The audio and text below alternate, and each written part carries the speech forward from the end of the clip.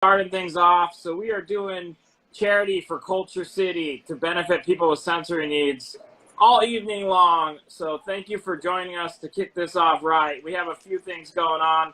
We're going to obviously have questions for you, Leva. And then there's a Culture City charity button at the bottom while we're chatting. Please, please, please. Culture City does amazing work for people with sensory needs. So please make your donations there. And Bill is joining me from Elite Comics 11. He's our resident wrestling expert, so he's been dying to ask you questions. So I'll hand it over to him, but I just wanted to give that intro and thank you, Leva, for coming on and starting this off for us. Awesome. Thank you for having me. Yeah, definitely. Yes, for a great charity. Don't forget the charity button at the bottom. You can donate while you watch. So, Leva, you know, I really appreciate you coming on, and I love what AEW is doing right out of the gate. I'm just really excited to hear you talk about what excites you about AEW. Oh my gosh, everything. I mean, we're just a wonderful alternative out there, you know, that gives people a little bit of everything, and that's what I really love about it. It's not just one flavor; it's a bunch of flavors. It's just like a big giant wrestling gumbo. So I feel like that's kind of what it is. It's a little bit you have you have veterans, you have the up and coming, you have young, you have old, you have all different shapes and sizes. It's again something a little bit for everything. Do you like zombies? Do you like, British, wrestling? Do you like, hardcore? Do you like characters? It's a little bit of everything. And I feel like even though, it's a 2-hour show or a 1-hour show, we cram a lot in, and I feel like it's just a new evolution of wrestling. We've evolved like Pokemon. Nice.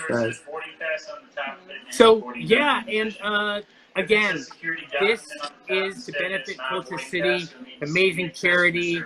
Please, if you're at all inspired by anything that you're hearing, please make a donation. And below, I know you're the librarian, and I'm curious, like, what the inspiration for that being the librarian. I come from an acting background. I apologize for the announcements. I'm so sorry. That's okay. Airport life. Let me walk a little bit with you. I come from an acting background, so I was a character I could sink my teeth into, but I'm a big nerd, and I've always been into, like, Buffy, so Giles is always one of my favorite characters, so he's a big inspiration for me and the character, but as well as just, like, I love books. I love comic books. I used to work in a comic book store, so I feel like I have experience. I know how to deal with books. I mean, granted, they're comic books, maybe not an actual, library, but I have experience. It's just I take a little bit from everything. I was super academic in high school and college, so I kind of pull from that. I want to say I would love to say I represent all the good in the world of geekery. So I feel like the librarian kind of can draw from everything and kind of make it her own. So it's honestly nowadays, 2021, we're ruled by the geek. You know what I mean? All the big companies are ran by people who used to, be nerds in school or play video games or read comic books. We rule the world now. So, librarian, I rule the world too. Awesome. You're speaking our language, Elite Comics 11, And shout out to everybody. We're getting this donation started. We're at $280. Definitely Culture City. That counter's going. So, Bill, why don't you got any other questions? Let's find out. Well, we don't have Leva for too long, so let's make it count. Sorry, what? We don't have Leva for too long, so let's make it count. And we're going to get to some auction items after her plane probably takes off. So, awesome. Leva, I read that you're really active with, like, AEW charities, and you're really helpful with organizing things behind the scenes. And I'm just curious, like, what's drawn you to that kind of work? Like, doing the work with charities, doing things like that, I helping mean, people out? what doesn't draw people to work with charity? I mean, I feel like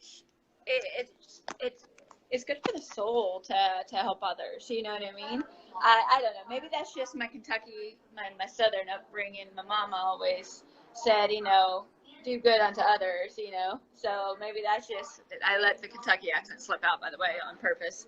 But yeah, you know, it's just how I was raised, to be honest. You know, we always were involved in helping, you know, whether it was, you know, Salvation Army, ringing the bell, or you know, donating clothes and food and all the good stuff that you're supposed to do. So now that I'm on with a company on a huge scale, we can work on a bigger scale. So we can work with wonderful companies like Culture City or Special Olympics, or you know, all of them. You know, like it's just so nice.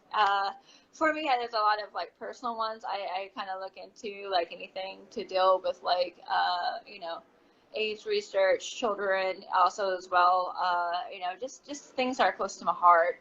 Also love helping out with anything literary, like donate books to your local library, you know, and children who need books and stuff. Love Toys for Tots. I've done several of personal charities towards Toys for Tots, especially because, you know, especially when it comes with toys and gaming and even comic books and stuff, it's I want you know, the younger generation to have that chance to be super cool and nerdy like we are. Everyone should have a shot to be, you know, cool people like us. Peeps. Well, I appreciate you stepping up for this event for sure. I got a question for you. So you got, yeah, obviously you're in the wrestling world, but you know, I'm sure there's some fandom behind that. So best as a spectator fan, what's your all-time favorite match? Oh my goodness, that's hard to say. That's like I mean, I don't know. Wow. Lots to choose from, huh? In my own match or watching someone else's match? You can, yeah. Let's look for this one. Let's say someone else's match. Oh, okay, because it's easier to answer probably my own, because there's so many good matches out All right, there. tell us about your own first. You know what? You're gonna find out I don't have favorites of anything. Like, what's your favorite movie? I have like, I break it down. Like, well, I have a favorite maybe horror movie, and maybe I have a favorite like action movie. But how can you compare the two? You know, our favorite, you know, rom-com, you know, favorite 80s, you know, comedy. So for me, it's hard to pick a favorite because I love everything so much. Oh God, this is so hard. It's so Maybe what would be in the You know top what? five? I tell you my favorite match from last week's Dynamite. Holy heck, Serena D versus Sheeta. Let's talk about that. That's what's fresh on my mind. That was amazing.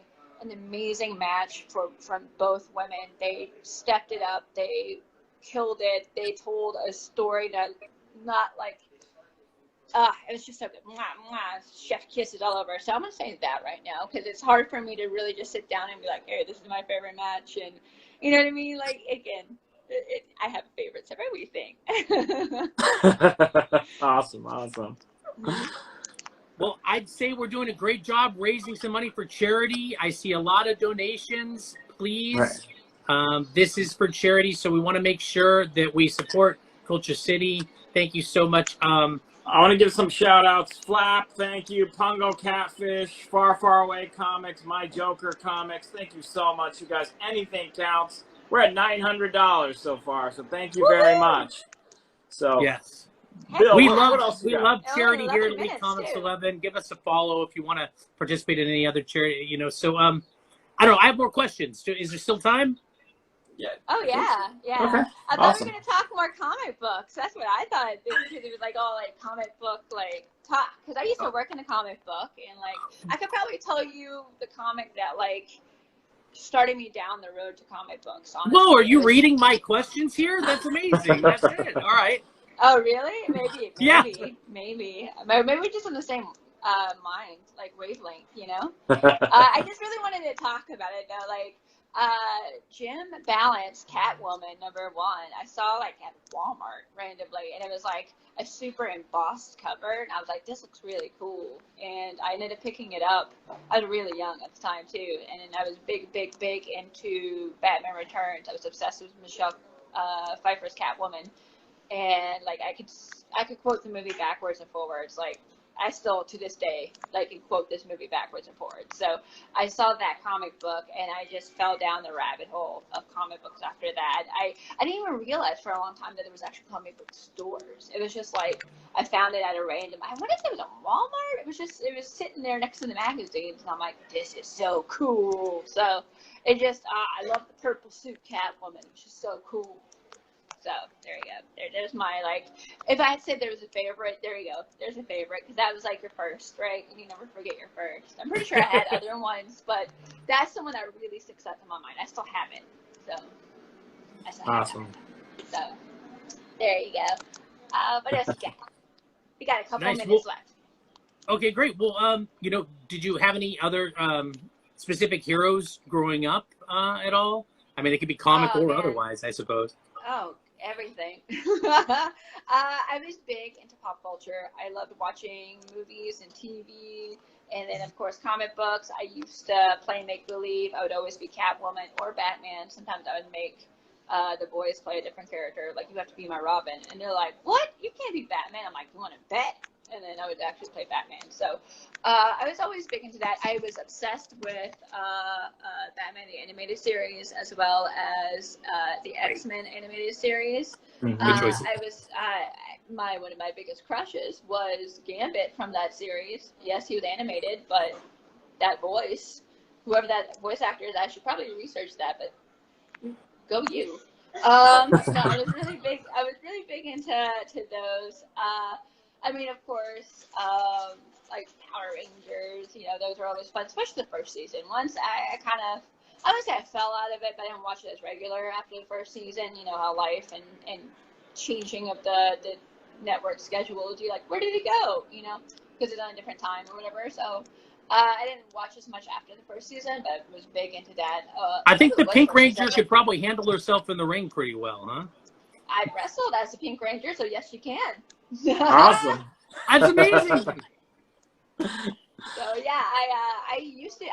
Again, my gimmick for AEW was cosplay wrestler. So I would come in dressed up like all your favorite heroes. Whether it's Marty McFly, Catwoman, Riddler, Kratos. Did you get purple Charlie cat? Did you get Chaplin, purple Catwoman in there? I have not done purple Catwoman, actually. There you go. I have not. I don't feel like I could do her justice. I don't know why. That's one of those that's on a pedestal that I don't even know if I could touch. Maybe one day. Maybe one day we'll see that.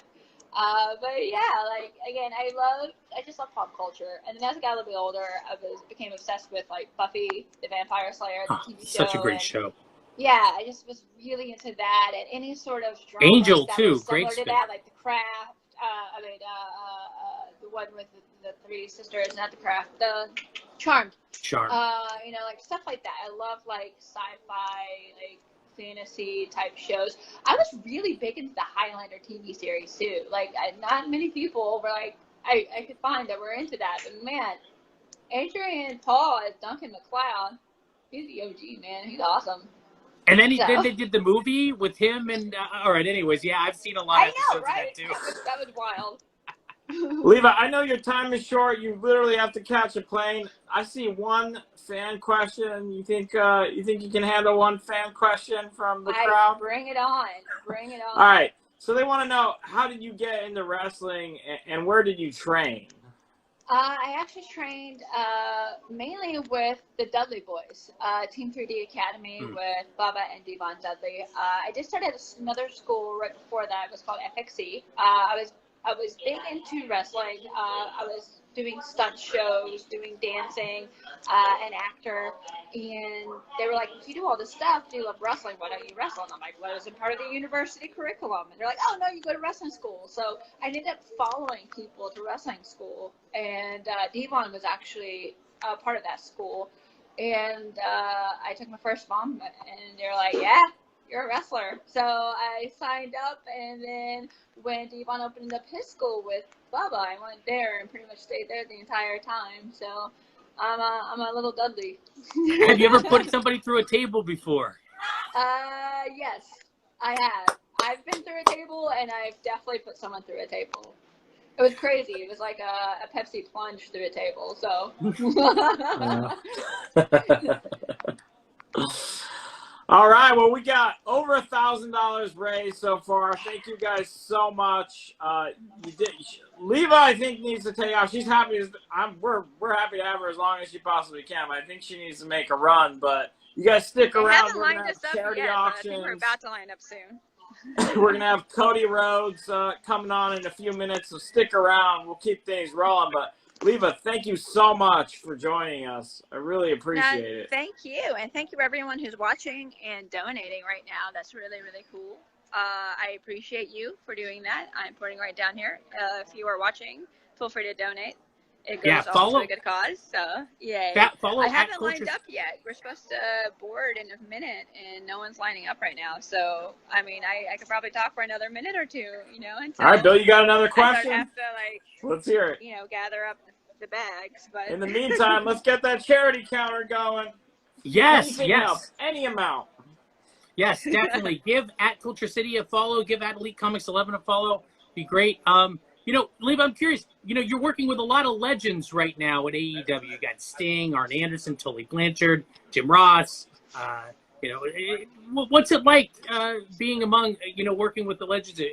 Is there anything that you feel like you've picked up from them? Or Oh, absolutely. It's really wild. It's really wild to be working with people you used to watch. You know what I mean? You grew up watching. So, absolutely. But once you get past that factor, it's like, I used to watch you on TV all the time.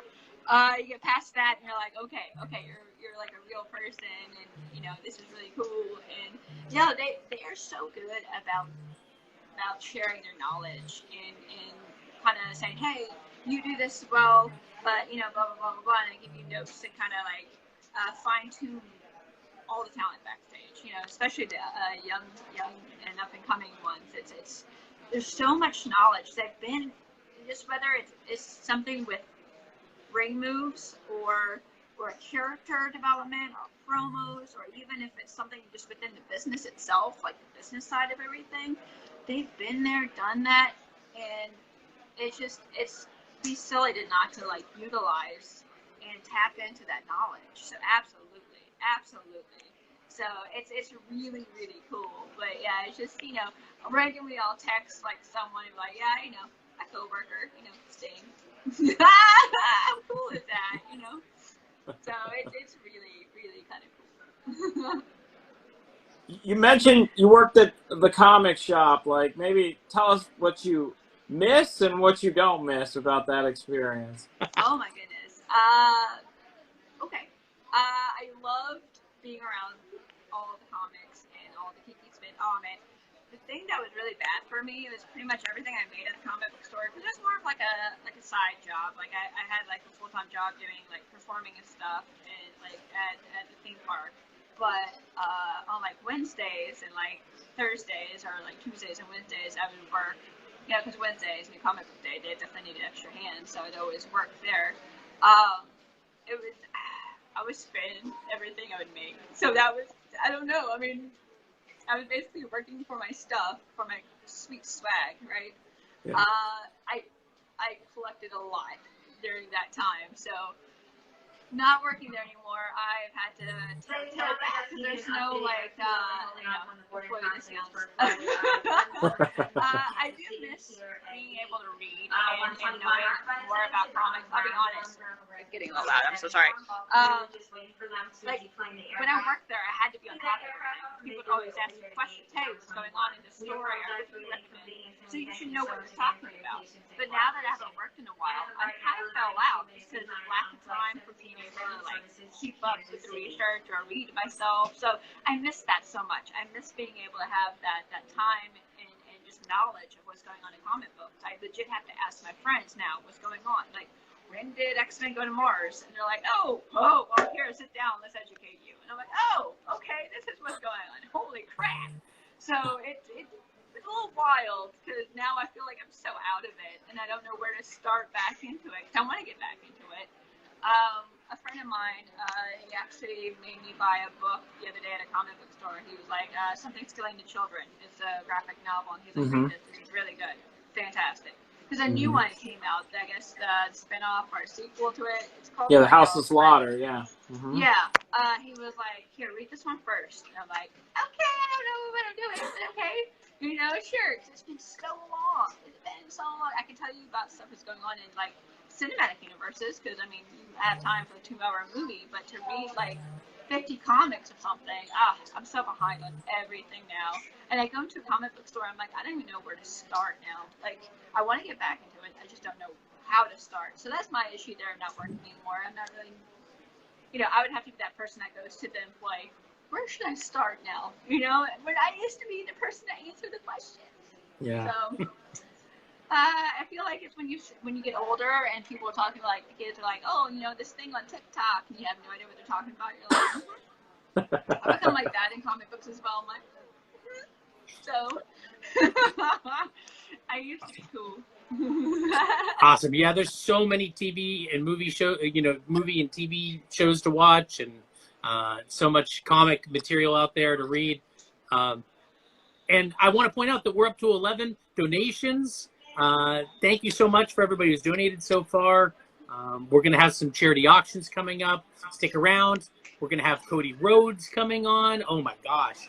Yeah, 7 minutes, right? Just a few minutes. Just a few minutes. But again, stick around. We'll get to the charity aspect. But Leva, oh yeah. I mean, we can obviously see that you have a busy schedule. So I really just want to thank you for coming on, and whenever you want to come back, we'll be more than happy to have you. I really appreciate your time. Yeah, no, I mean, I would love to talk, you know, nerd shop with you guys at some point. It'd be great. It was a lot of fun. Thank you for having me. It's for a wonderful cause. You know, we work hand in hand with Culture City. They're great, and you know, AEW. We're always looking to expand our community outreach. So it's really cool that you're doing this. So thank you so much for doing that and having us be a part of it. And if you ever need a reading recommendation, DM us. We're happy to. We'll keep you reading for days. You know what? That might actually be a thing that happens. So definitely. Awesome. Definitely. All right. Need that, so. Well, thank you guys. I feel like something's going on. So I'm going to go ahead and let you guys go and get ready to board my plane. So thank you so much. All right, Leva. Safe travels. Thank you so much. You take care, okay? Thank you so much for coming on. Bye. I'm All going right. to know how to exit out of here. I'll figure it out. Oh, Heather, thank you very much. All right, that was awesome. So we're going to get ready for Cody Rhodes. I just kind of want to set the scene for everybody what we're doing tonight again. So this is all for Culture City's benefit. So that Culture City, awesome organization. They do a lot of good work for people with sensory needs. People have sensory needs for a variety of reasons. They might have PTSD. They might have autism. They might have genetic issues that led to sensory needs. But Culture City works with a lot of like venues, for example, to make sure like there's a lot of people with these sensory needs. They can't go out to a lot of these events and things we take for granted because the stimuli is overwhelming. So Culture City works with venues and entities to make sure that everything's more, to basically allow these people with sensory needs to enjoy some of these things that we take for granted, like going out to different events and such. So very, very good work that they do. So 100% of all the proceeds tonight, it's going to go to Culture City. 100% of that donation button down there is going to go to Culture City. When we auction off items, you're not paying anyone. You're going to go to Culture City's website directly. You're going to make the winning donation, their nonprofit group, and then we are going to send you whatever item you actually won while we're here live. So that's kind of what's going on. We're going to have Cody Rhodes on in a few minutes. Wow. What is it, Bill? What are you reacting to? That we're going to have Cody Rhodes on in a few minutes. It's crazy. Wow. All right. Yes. We are excited for that.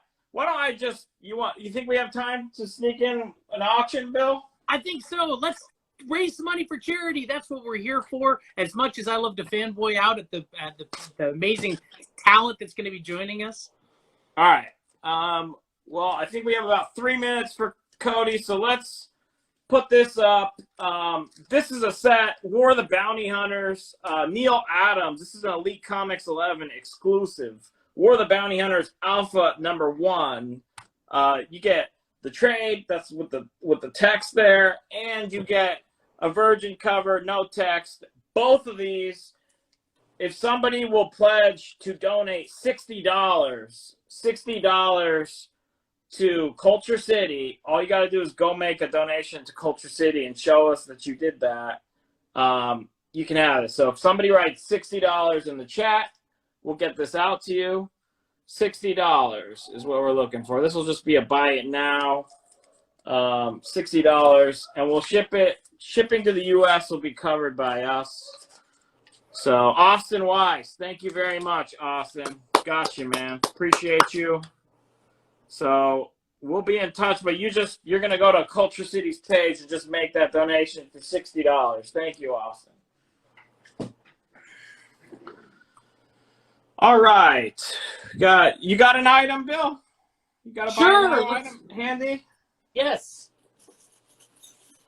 I got a big one. I got a great one. Okay. Hulkamania wrestling belt. Legit. This is really cool. It's leather. Oh, that looks like one we should probably wait. We should probably wait for. That's like a little preview of something coming up, I think. Because we're only gonna have about 2 minutes here, so let's hold off on that one. Okay, that's coming later. Okay. Let's. How about this? So we also teamed up with Shattered Comics and Dig Auctions for this. This is the Elite Comics 11 exclusive. This is War of the Bounty Hunters #1, and there's a colored copy. This is a homage to, what is it? The first appearance of Boba Fett in comics. $60 for the pair. If you pledge $60 to Culture City, I will send you this pair to the U.S. So anyone want to pledge $60, I'll send this out to you. Just write $60 in chat. We'll get that out to you. And then we are about to be joined by Cody Rhodes. $60. Ken Cataldi. Ken Cataldi. Thank you, Ken Cataldi. Ken Cataldi. Appreciate it. And if the items you're seeing aren't what you're looking for, you can make a donation to benefit charity. There's a bar below. Don't be afraid. All right, cool. Let me get Cody in here. I believe it's time. Actually, go. Let's give him a second. Let me handle that, Bill. Why don't you show another preview of an item that you have coming up for auction after we have a chat with Cody. Oh yeah, here we go. This is cool. So I have a set of all 4 of these Garbage Pail Kid wrestling figures. Got an Ultimate Warrior, got a Steve Austin, got a Macho Man, got a Andre the Giant. So that set will be available later. What do we got, Bill? What's going on, boys? Cody. Hey, guys. Rhodes. Hello. How are you? Can you hear me? Yes. Perfect. Welcome. I didn't mean to interrupt you. You were talking about some set you had. Tell me Oh about yeah, I was previewing one of the auction items that we're going to have later, to benefit Culture City. I think did he freeze up? Maybe we'll give it a second. Yeah, give it a second. Let's let it clean up. I think we got a little interference there. So, Cody Rhodes, you're gonna have a chance to. Let me try to reset. So that. yeah, we're going to be on with Cody Rhodes, amazing, the AEW Executive Vice President. Let me get him back in here. 1 second, guys. Okay. There we I'm go. in now. I'm in All now. right, there you go. What's going on? How you guys doing? Hey, we're doing good, man. Thank Good. you very much for making the time to do this for charity. I really appreciate you coming on the League Comics 11 for this, and AEW for stepping up. No, thank you guys very much. Thanks for having me. Yeah. So, Bill, we got, we've had fan questions come in. Bill, you have those set up. Why don't you go ahead and, while we have Cody, let's ask him these questions. Yeah, and fire get to know away. him. Awesome. Thank you so much for being here for charity. And Cody, I'm curious, being a second generation wrestler, you've been in the industry, you worked in across all major wrestling organizations. What do you think makes AEW the standout in the industry?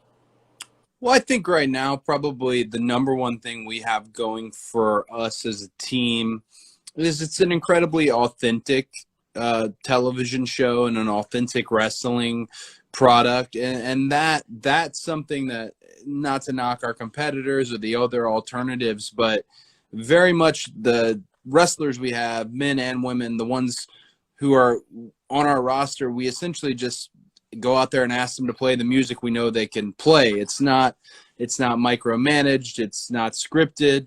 It's really kind of yesterday's wrestling, 1980s, and then even prior to that. And that's been one of the big formulas for why it's become destination programming. Also, so many things that people were irritated about the last 20 years when there wasn't an alternative wrestling program, those are things that kind of added up as pieces of the recipe for, okay, this is something they want. Okay, for example, they don't like the invisible camera. Well, we'll make sure we don't have an invisible camera. Just these little things have set us apart. And again, authenticity is always the first thing I say when it comes to AEW, and that's something I'm most proud of. It's great. It's great. I should have set this up better, because we just had Leva on and she came off, so we got new people in here. So it's a charity auction night. We're doing charity for Culture City. Culture City does a lot of great work for people with sensory needs. Cody's here to support that. There's a donation button at the bottom of the screen. All of that goes to Culture City. They do, again, awesome work for people with sensory needs. So I just want you to keep in mind that you guys can donate directly below while we get the opportunity to ask these fan questions to Cody. So go ahead, Bill. I just wanted to set that up. Where are we at? I was going to ask you, Bill, and where are we at donation-wise? I see $1,070. Yes. 1,185 so far, but we're just getting started. We're going to have charity auctions into the night, so stick around for the items. But right now you can donate there, but we'll have a lot of items you guys can bid on afterwards. 100% goes to Culture City. Yeah, we Beautiful. posted some of the – oh, go ahead.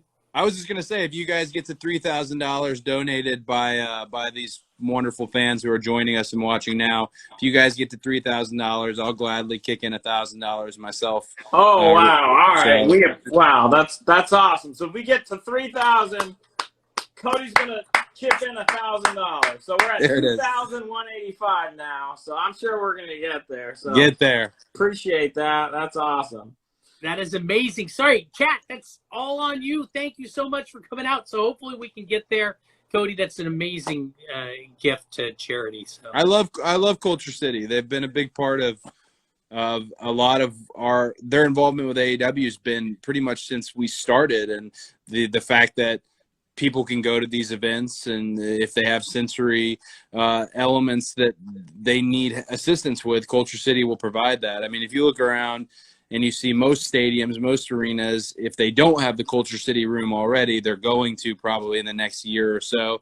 And even when we aren't able to attend buildings that have the Culture City sensory room, we always have the sensory bags at the merch stands. And that's something that Chrissy and our merch department, and my wife who's on the board with Culture City, I underestimated, I think, the amount of need there was for it in terms of out in the wrestling fandom. I underestimated it, and it has been really eye-opening to see the amount of people who perhaps weren't comfortable coming to a live, raucous stage show or live event or concert or whatnot, and to be able to give them that opportunity with everything that Julian and Michelle and team is doing in Culture City, just they're above and beyond a wonderful, wonderful group, and they'll continue to grow. I'm glad more and more people learn about them every day. Yeah, and it's such a broad spectrum of people that are impacted. I mean, they could have sensory needs because they have PTSD, autism, genetics. Like, it affects a lot of people. So it's really Absolutely. important work that really does make a big difference. So awesome group. All right, Bill. Let's continue asking him. We got our opportunity. We have Cody Rhodes live with us. So let's let the fans learn more about Cody.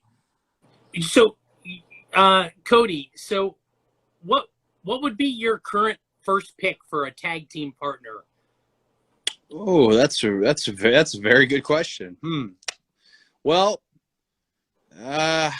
I'd say you probably don't want to pick anyone that you really like, because tag teams ultimately end up poorly. Someone's going to turn on somebody on screen, and then behind the scenes, usually y'all end up hating one another. The teams that stick together, though, teams and trios that stick together, and you can see over time, that's true love. If they can really hang in there, and that's a true bond. If I was to pick somebody just right now to tag with, I'd say pretty likely a Sammy Guevara is a good choice for me. I want someone younger. I want someone with their ear more to the ground, someone who can do a lot more high spots, someone who's motivated. Because when you get old and bitter and salty, you need that. You need that. It's like a dog that you get a puppy, and all of a sudden it brings more life to him. And I feel like I'm 36 going on 55 because I've been in the wrestling business so long, and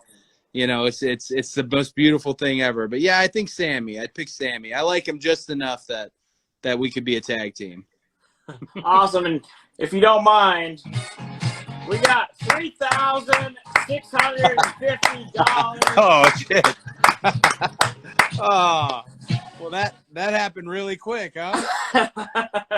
So we really appreciate everybody that's chipped in. We're going to be chipping in all night. There's going to be charity auctions. You want to follow Elite Comics 11. We're going to be doing AEW related charities for Culture City for the rest of the night. Even there's some charity posts that will go up tomorrow, but sorry to interrupt, but that's a milestone. You gave them a challenge, Cody, and they answered. So they jumped right on it. Well, I owe Culture City $1,000. Very glad to do it. Awesome. All right, Bill, continue, please. Yeah. What is one of your most memorable matches? That's definitely a question that's come in, and I'm really curious. Oof. I mean, I felt like I had a really great memory, and then over time, as certain things were starting to slip from me. Gosh, you remember the bad matches more than you remember the good matches. And memorable in a different way. Yeah, I actually a really good encounter that I was really proud of, because all the things that went into it behind the scenes and kind of the skepticism over it, and the choices I had made leading into that. My first match with Darby Allin, which went Broadway, which went 20 minutes and went to the time limit, and it was a draw. That match with Darby, I was always incredibly, you want to win the match. You never want to lose. But in the case of a draw, and you get to see this burgeoning young star that Darby has become, and Darby was always that inside. That's great. A lot of people are going to, when these books are all written about AEW and everyone's already writing all their books, it's hilarious. That'd be 85 versions of how this all comes to be. When the book is written on Darby, I just hope there's just one little blip about that match and what it meant to him, because it meant a lot to me. I remember being a young guy and people not wanting to work with you and not wanting to put you over and not wanting to showcase you because they thought that maybe they would lose a spot. And in the business, you need each other, and that's one of the things you learn. And I'm glad it worked out for him. He's doing really well. That's awesome. So we're at $4,060. Cody, so your dad, I got a question for you. So your dad, legend in the business. I mean, is there any lessons from your father that still guide you in the business today or in life in general? my dad was really whimsical in a sense that almost every day we spoke, and anytime it was always like a pastor talking to you, or almost always like a motivational speaker. There's really very few times we ever got like low and just talked.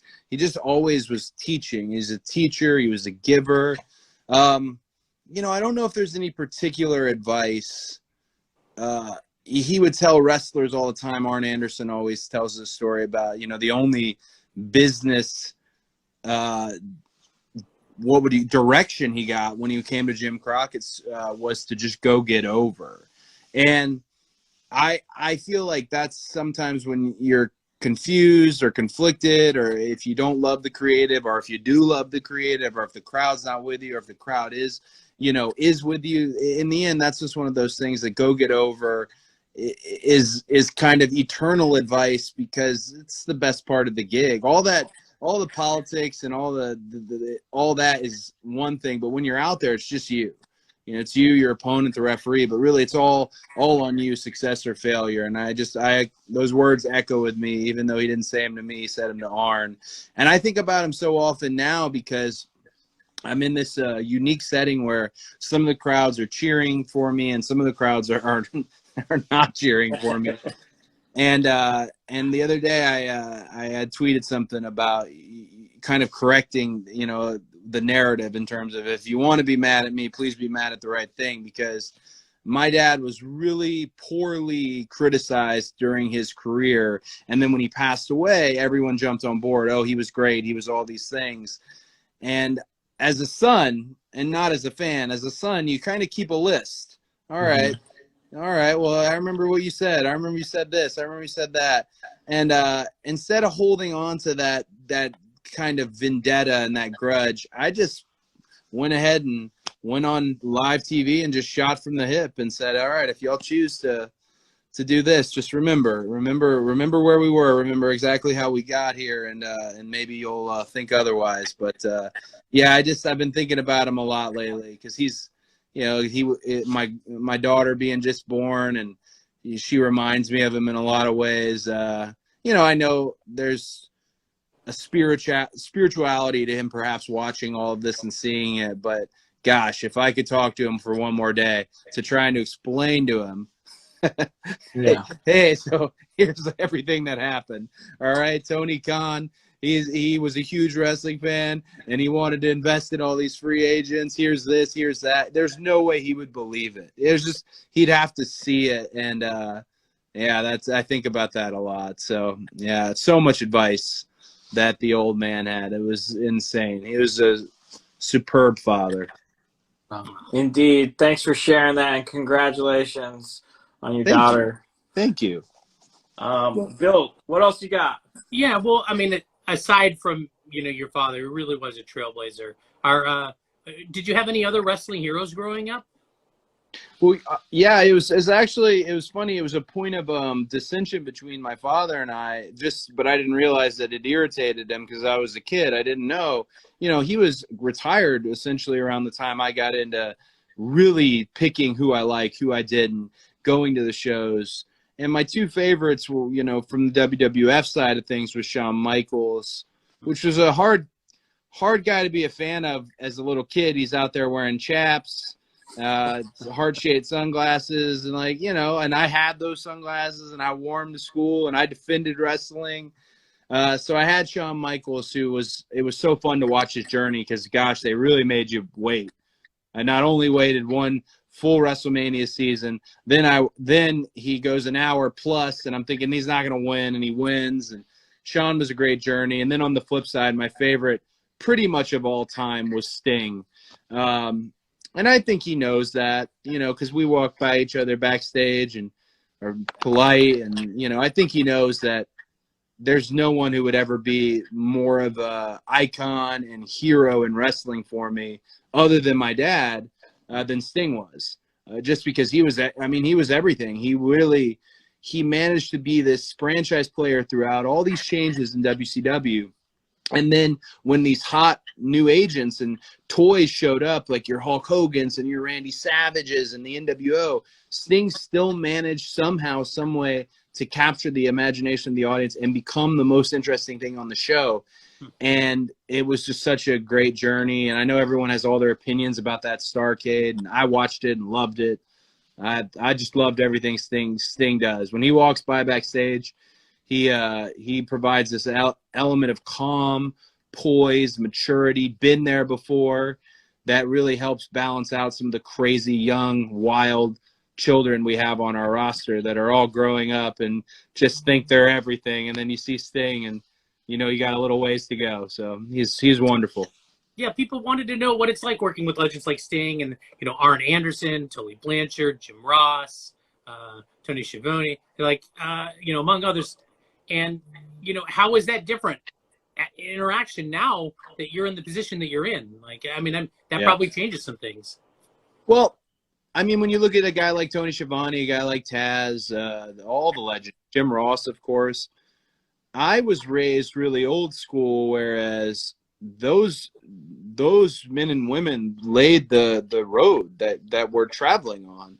So it doesn't matter if they don't like your work or if they're a little persnickety. I always say to all those guys, I always say legend. I say, hey, the legend doesn't ride in the back. Hey, legend, you need this. Hey, because that to me, again, like I'm obsessed with wrestling.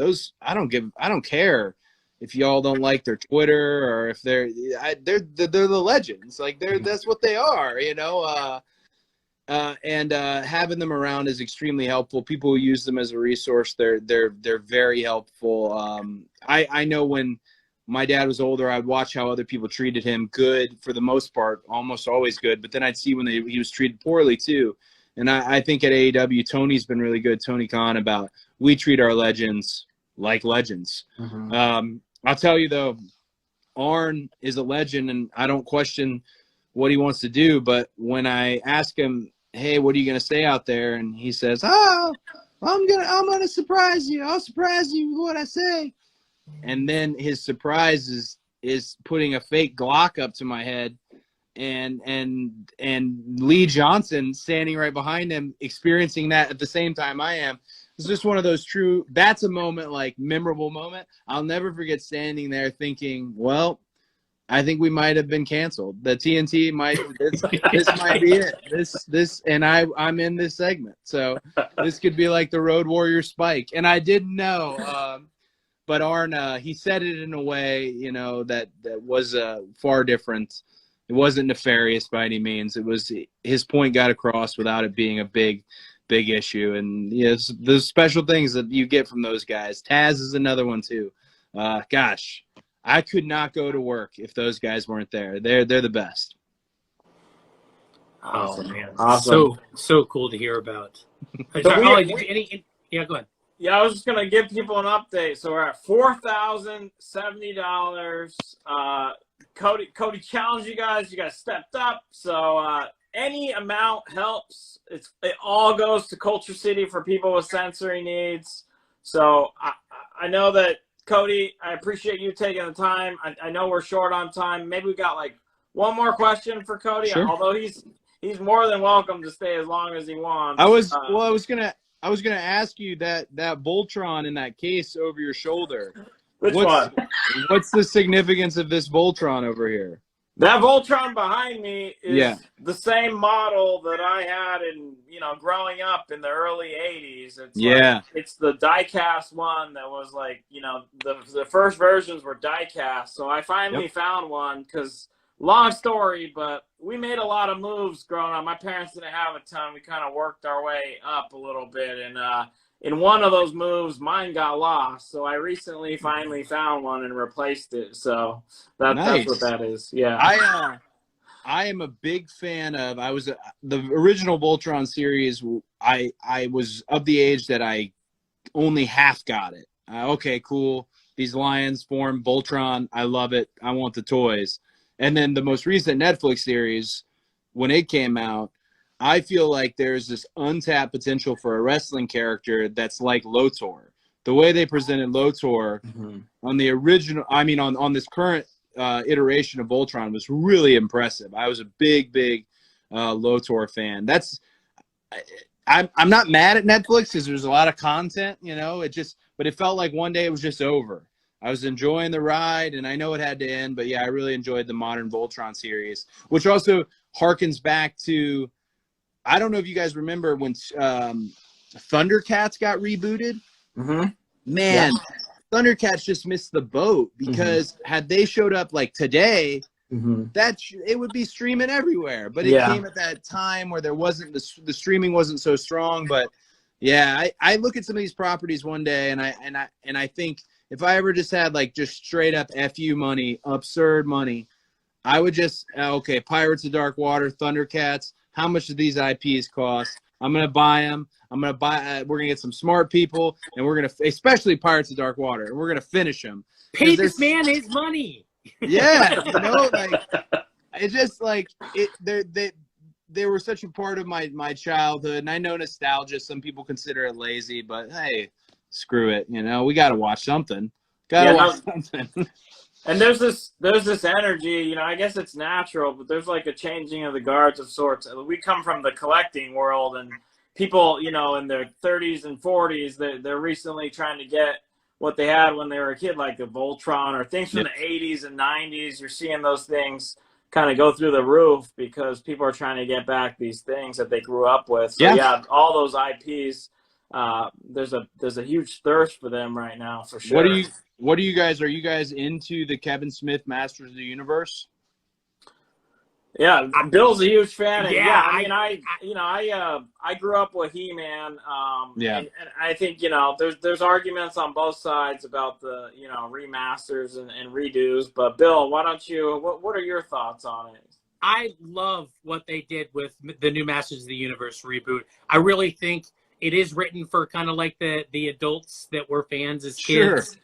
And, I love that the stakes are kind of higher, and it feels like, anything can happen. I think it adds another sense of like danger and reality to it that, as an adult, like, as you get older, you've experienced some more things. So I really love that, that it kind of has that element to it. And, for a series that ran a long time, it's still kind of introducing some new ideas or new dynamics with the characters that I really appreciated. So yeah, I was a big fan of this first half of it. I'm looking forward to the second half.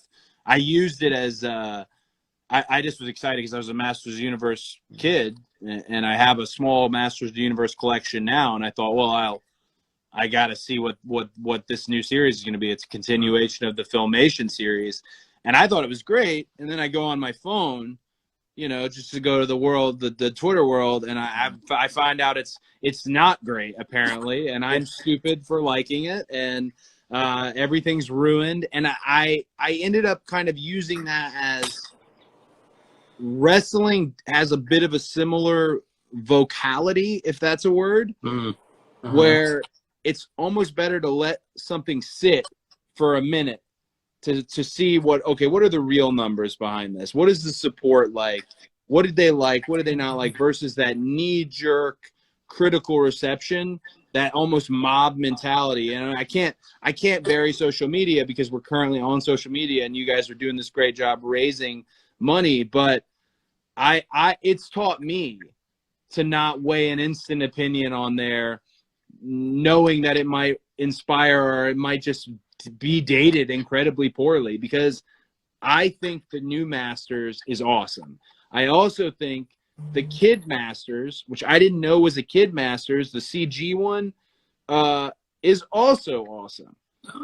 So maybe I'm easily pleased. But yeah, I don't know. I don't think it's life or death when some of these properties don't go exactly how you fan book them, if that makes any sense. Also, if you want to do it your way, well then go become a writer. Go do all that work and get the spot, get the IP. I know this sounds terrible and super pretentious, but yeah, I just was shocked when I went on there to share my love, and I was told that I was an absolute idiot. So I don't think you're an idiot. I watched the show. I thought it was great. I love your idea of redoing a Pirates of Dark Water. That was a way underrated show. Yeah. That's why I'm like, I hope that you're able to do it. I'm rooting for you. Yeah. Also, they never found the freaking 13th treasure, so Yeah. like it's not finished. And all those voice actors they had, freaking Odo from Deep Space Nine is on that. I mean, everybody is on that show. And we're entering, the pandemic kind of started it out, but we're also entering a golden age again of animation. Which, gosh, if y'all got a property out there and you need someone's voice on it, hey, please, I'll do whatever, because I love watching these shows and then looking at the list of folks and just the immense amount of talents, like Freddie Prinze on Rebels. Sarah, the whole family's on the damn show. Yeah. I love it. Sorry, I'm rambling. I love it. We had No. Adam Cole on earlier. He wants to do movie role, like voiceover work also, so there's plenty to choose from. Yeah, that Adam, what a cool guy, huh? Yeah, he was awesome. So Oh, yeah. all you guys, and again, thank you Yeah, so much. sweetie. AEW, you, Adam, Leva, everyone just stepping up for tonight. I mean, you didn't have to do this. I know you're super busy, but this is for a great cause, Culture City. So the donation button's down there. We're gonna continue through the night. There's gonna be some charity items coming up. So just follow Elite Comics. We're gonna keep this going all night. I don't know how long we have you, Cody. But you're more than welcome to hang out. But I was told time might be short. I'm waiting to hear the baby cry because I know Brandy's in the other room, and she's doing just good. I know you had another question, right? You want to ask another question? Yeah. Sure. Yeah. We definitely have some more fan questions. Do you have a dream wrestling match? I mean, do you have something that you'd love to yeah.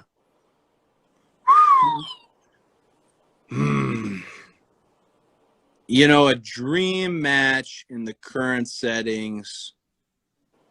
I can't name one because I've been advised to shut my mouth sometimes on things because I get, the executive job's new to me. So I'll start talking. Next thing I know, it's 18 different articles. And I'll even look at some of the stuff I say and be like, what were you thinking? What were you thinking? Which is good because my wife runs the PR department. So then I can get yelled at by her, which is even better. Okay, so for one, he's scared to wrestle me, and I'm never going to push the subject because it is one of those don't meet your heroes, or in certain cases, don't wrestle your heroes. But Sting is clearly one. But I know he's scared of it, and I'm not going to push the issue because he's the man, he's the legend. So I'm literally never going to bring it up to him, and it's just in my mind. The other one, I would say fans can probably guess. Does not work in AEW. People make some comparisons from time to time. We have a similar job backstage. That's as far as I can go with it. That's it. So, yeah. But, yeah, Sting's always the first and foremost in my mind. Nice. Well, Sting, if you're watching. The Stinger, man.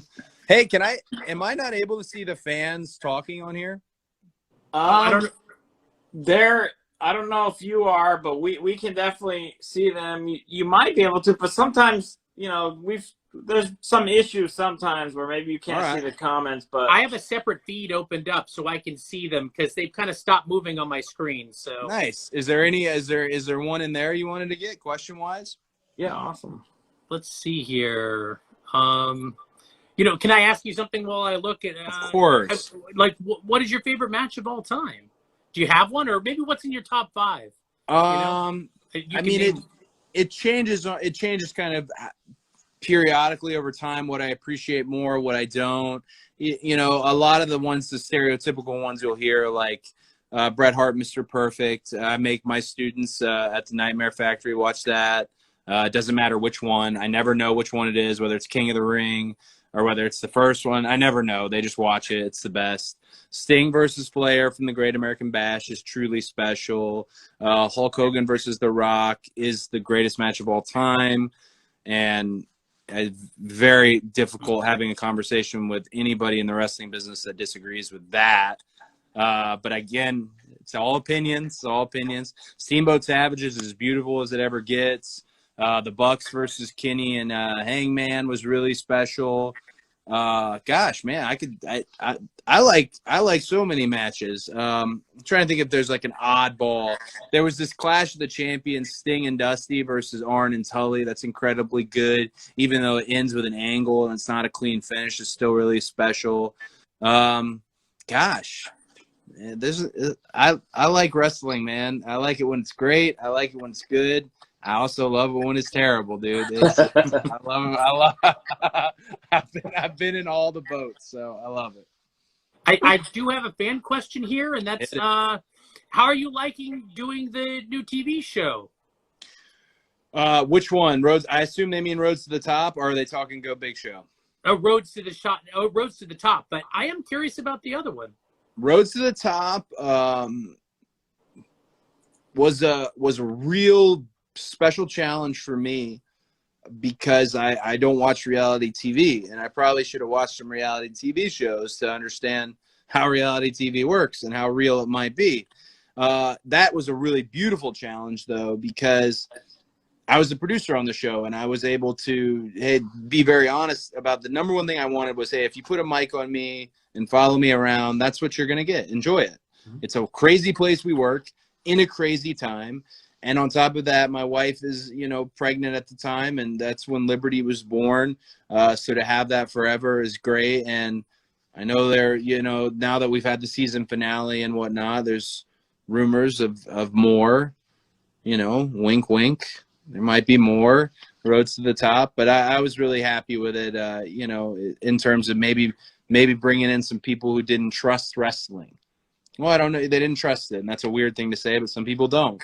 And then they saw the people involved with wrestling and decided, well, I can root for these people. And the next thing you know, you're a big wrestling fan because the personal connection's what it is. Go Big Show Season 2, which comes out January, is phenomenal. T-Pain, phenomenal member of the team. Bert Kreischer was great. Rosario Dawson's just ride or die, the coolest. Jennifer Nettles, exceptional.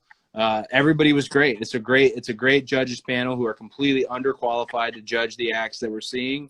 And it's quite clear when you see my scores that I don't know what the hell I'm doing, but I'm just going off feel and gut. But I think people, if they like the first season of Go Big Show, they'll love the second season. The acts are bigger, better. The pandemic didn't hinder us in that sense. And $100,000 is on the line again. Very special season.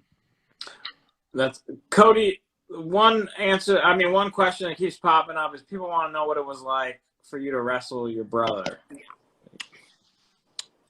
I love Dustin so much, and I don't tell him enough. I wait till I'm like on television to reveal something because I'm just such a carny show folk, really. But I said last week he's probably better than me, and that he probably is. He has all the genes. He was so tall, huge hands, his speed's insane. I got my mom's work ethic, and that's about it. Wrestling Dustin, wrestling with him as a team and such was one thing, but wrestling Dustin at Double or Nothing in Las Vegas in that very bloody encounter.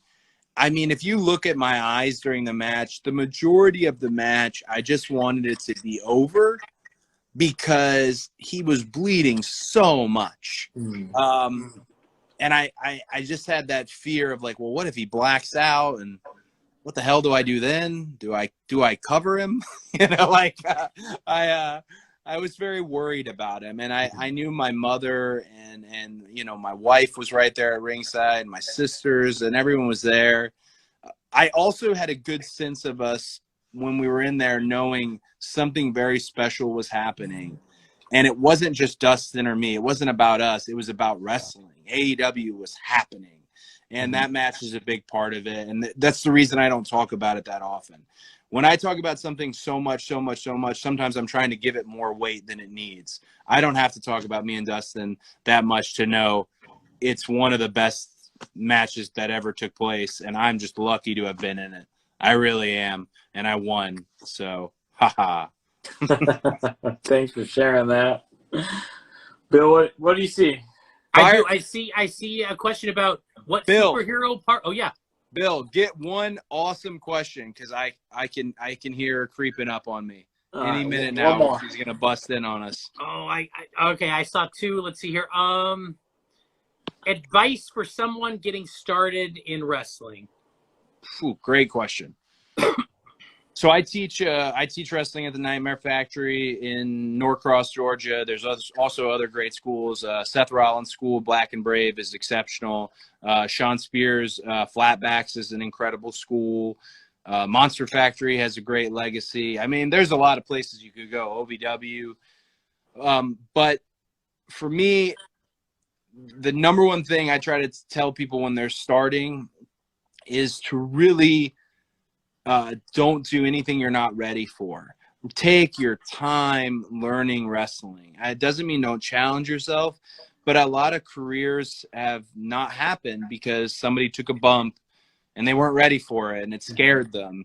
Versus I like to gradually ease people into what this really is. It's incredibly violent, and far more violent than people know. And the crop of people who want to be wrestlers today are really artsy and introverted. They're a lot like me.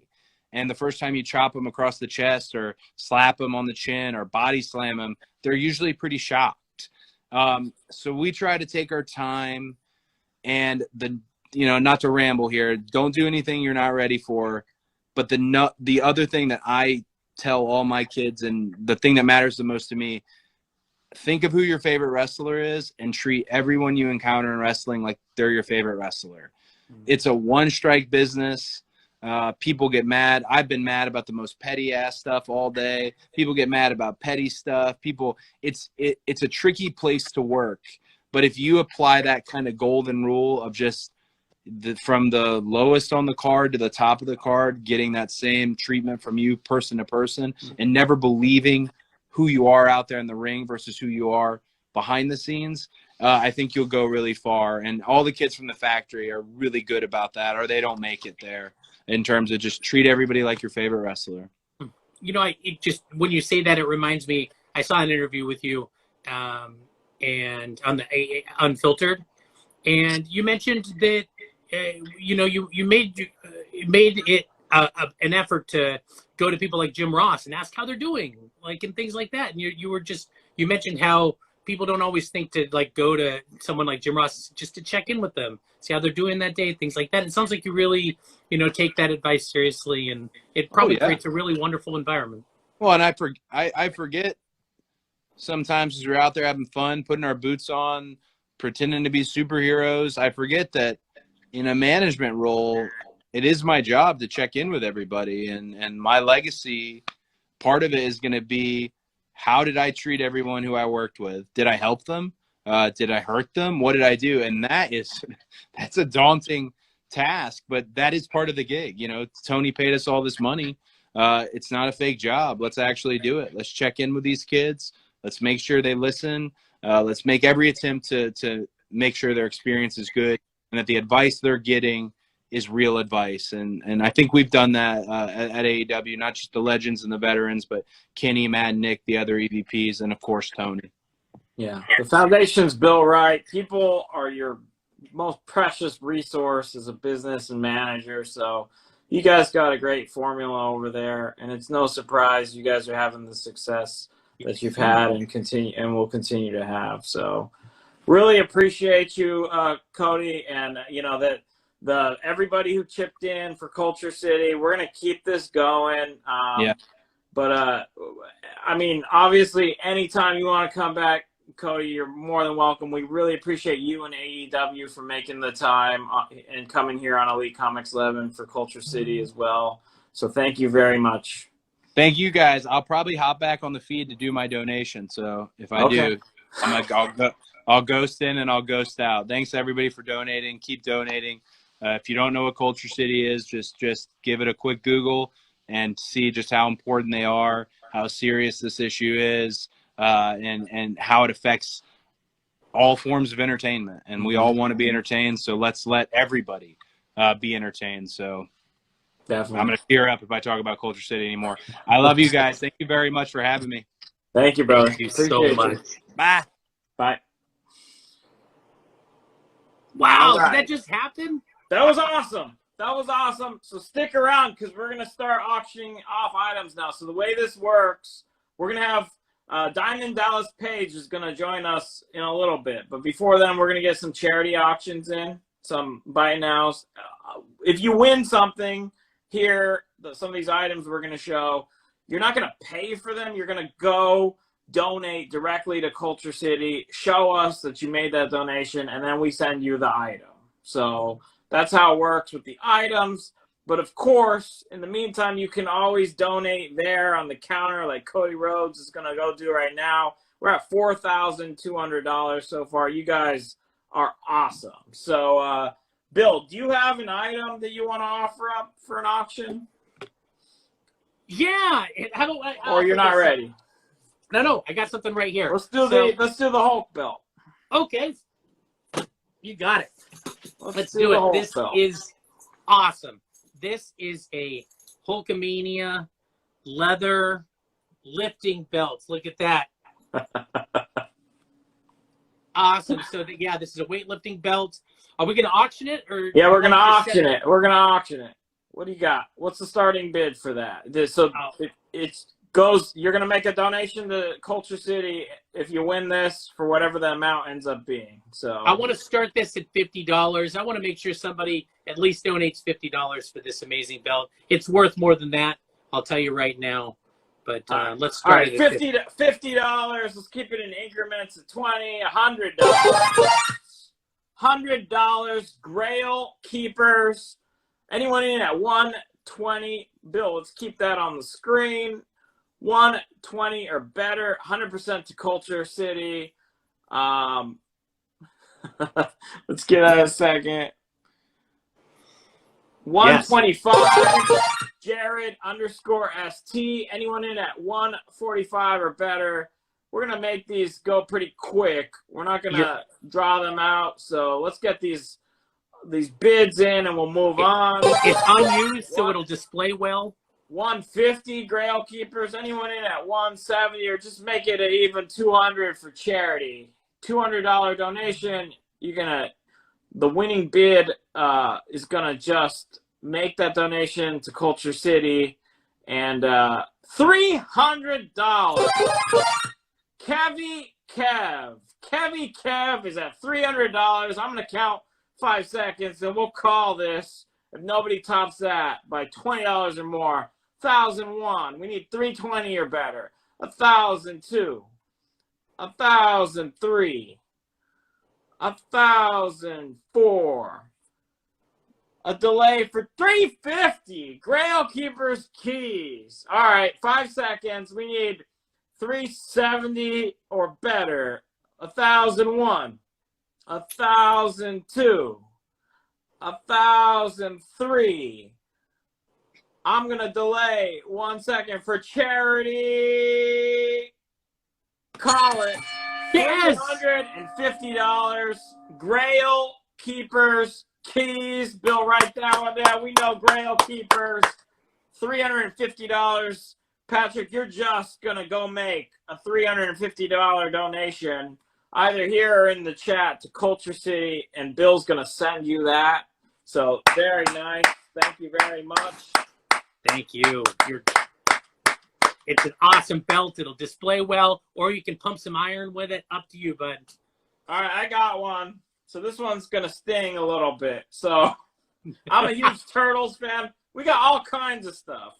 So here's a Teenage Mutant Ninja Turtles. This is from the personal collection of Kevin Eastman. Whoa, you're digging deep. And it is signed by Kevin Eastman. So he actually took his collection and he packaged these up and he signed this.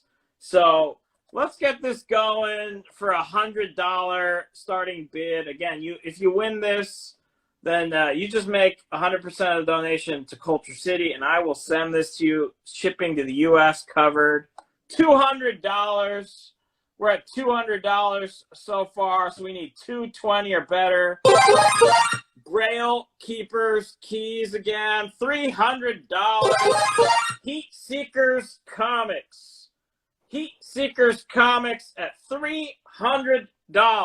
Anyone in at 320 or better, count we'll give it a little bit here. This is really cool. This is Kevin Eastman's from the personal collection of Kevin Eastman. $375. Grail Keepers Keys. Thank you very much again. You just go to a nonprofit, Culture City, nonprofit donation, $375, and I'm going to send this to you. So anyone in at $400, Max, $400. Thank you, Max. $400. Anyone in at $420 or better, I'm going to count 5 seconds and call this one. $420. All right, I'm going to count 5 seconds. We're at $420. Anyone at $440. All right. I'm going to count 5 seconds. 1,001. I need $440 or better. 1,002. 1,003. 1,004. I'm going to delay 1 second for charity. And Grail Keepers Keys. $420. You're going to make that donation to Culture City either there or you can go to their website and make it. Really appreciate that, Patrick. Thank you. What do you got, Bill? Oh, okay. Well, I showed these earlier. Let's do it. Okay. So I got a set of, let me grab the other two. Just a second. Oh. Are we live? Yeah. All right. So here we go. We have a set of 4 so here's 2 of them. They are Garbage Pail Kids wrestling. Yes, figure. I will. I'm happy to auction off my shirt for charity. Yes, I'm happy to. I don't know what everyone says. No, I will, but let's focus on Bill first. Okay, so we got the Warrior, Ultimate Warrior. We have Stone Cold Steve Austin. These are so cool. Andre the Giant. They have the nice little pedestals that they're on. And, of course, Randy Savage. Savage Randy. Anyways, let's do the starting bid at retail price of, I'll go under retail. How about $40? This is for charity, so. $40 starting bid, $20 increments. Let's get this called out. Let's see what we. I don't even know if they're available anymore. I have no idea. Why don't you put them on the screen? Because we're not bidding on you. That's a good. Okay. It's not Take Me Home Tonight. All right. Dominique Wilkins is bidding $500 for this used shirt. Dominique Wilkins. Game worn shirt. Game worn shirt. Dominique, we're just gonna call that for you. I think I'm not thinking we're getting better than that. So 5. This is definitely game worn. Definitely game worn, Dominic. And it's also mirrored, so it's going to look funky. Not that you fit in it anyways. You're bigger than me. All right. Look, we're going to call that one $500 donation. Dominique Wilkins. You got this shirt, man. But he's going to make the donation to Culture City. Thank you so much, Dominique Wilkins. Appreciate you. Oh, yeah. All right. So $60 is where we're at on your item, Bill, so far. $60. Okay, $60. Here we go. You're getting the set of 4. These are really cool. They got the little pedestals. They're going to display well. You can see inside.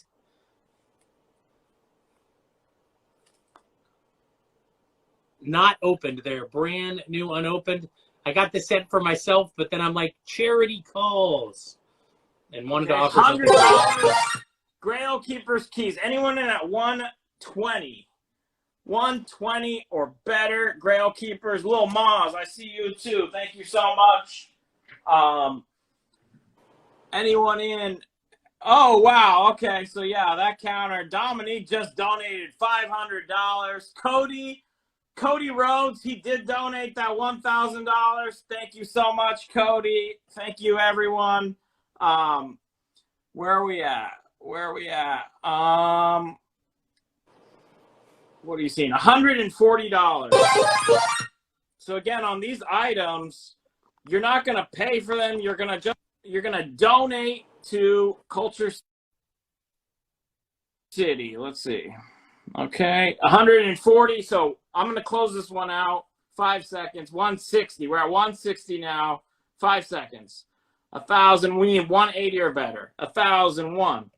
1,002. 1,003. 1,004. And let's delay 1 second for charity. And we're going to call it right there. $160. Grail Keepers keys. You just donate to Culture City. And you got those, man. Appreciate that. Patrick, congratulations. These are great.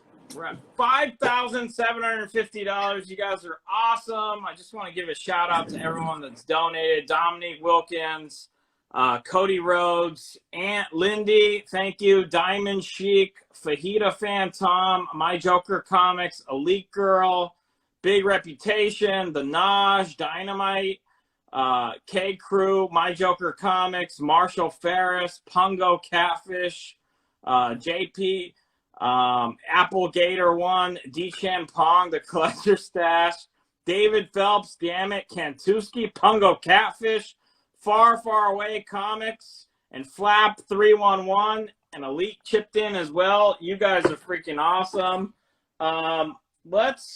You got something handy, Bill?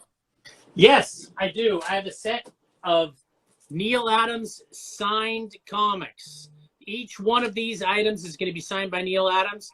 I got Green Arrow, Superman, all Neil Adams cover art. There's Fantastic Four Antithesis. There's Action Comics. It's a nice image there. And this is a facsimile, a reprint. But it is signed by Neil Adams. And, of course, his awesome sketchbook. Neil Adams Savage sketchbook. Let's start this. I mean, he charges $50 per signature. So this is an amazing opportunity to get these. And I'm going to start it at $100. $100, and every one of those is signed by Neil Adams, right? Every single one. All right, $100. They're all signed by Neil Adams, who is part of our virtual convention at Con that starts on Thursday, by the way. He'll be there on Saturday. Full schedule on EliteComics11.com. $100. We easily got that. Anyone up? Let's keep this in $20 increments. Anyone in at $120? Again, this is all for Culture City. Anyone in at $120 or better? You got how many? 2, 4, 6 pieces signed by Neil. $150. D-Chan Pong. D-Chan Pong. 170. Bar 2 DM. Bar 2 DM. 170. Signed in green on the Green Arrow. Dominique says he will follow someone on Instagram and Twitter for a donation. So if you want to donate, Dominique, the legend himself, he's in chat. Dominique Wilkins, he's saying he will follow somebody on Instagram and Twitter for a donation. So you guys are seeing that yourself there. So let's see. Madtown Comics, I see you. You made a donation. Thank you very much. All right, where are we at on this, Bill?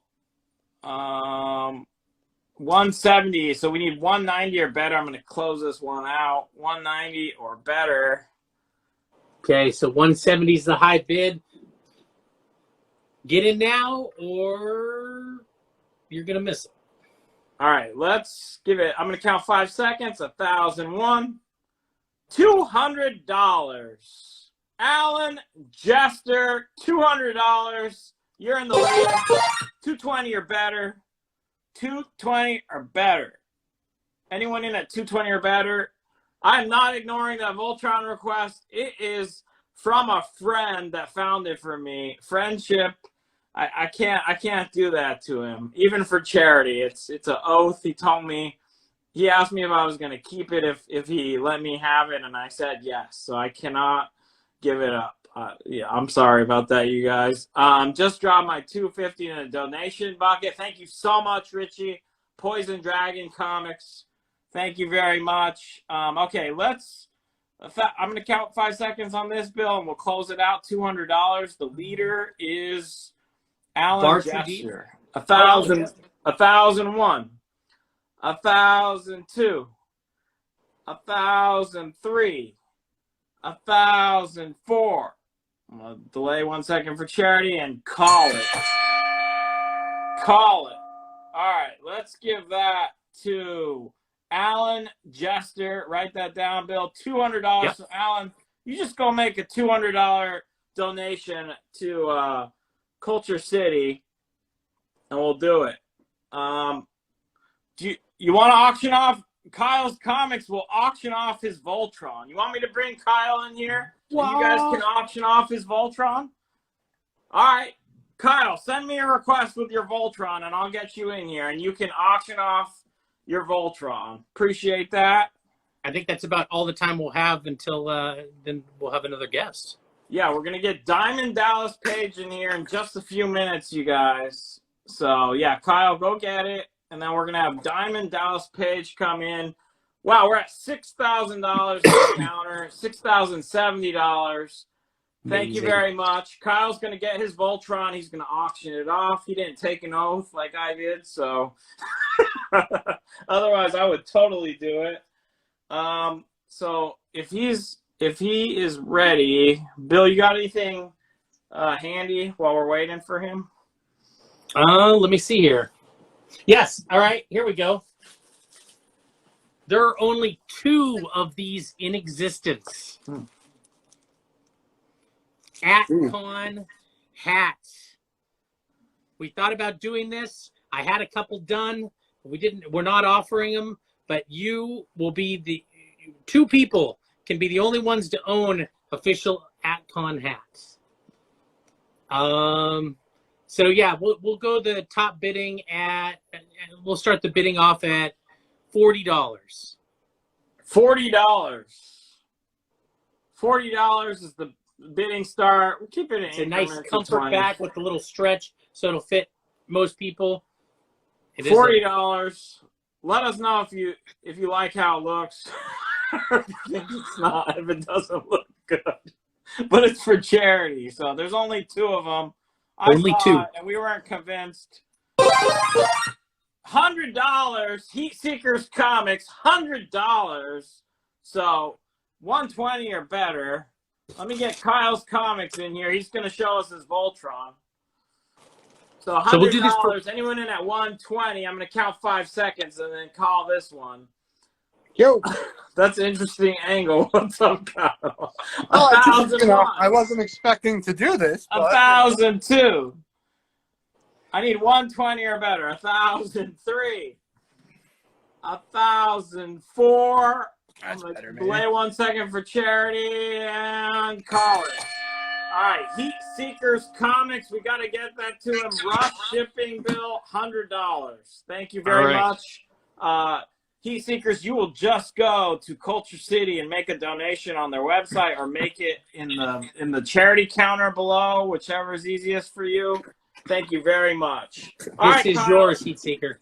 We're gonna get Ollie. Dallas Page in here any second. So, I gotta get him in now, actually. So let's get him in, Kyle.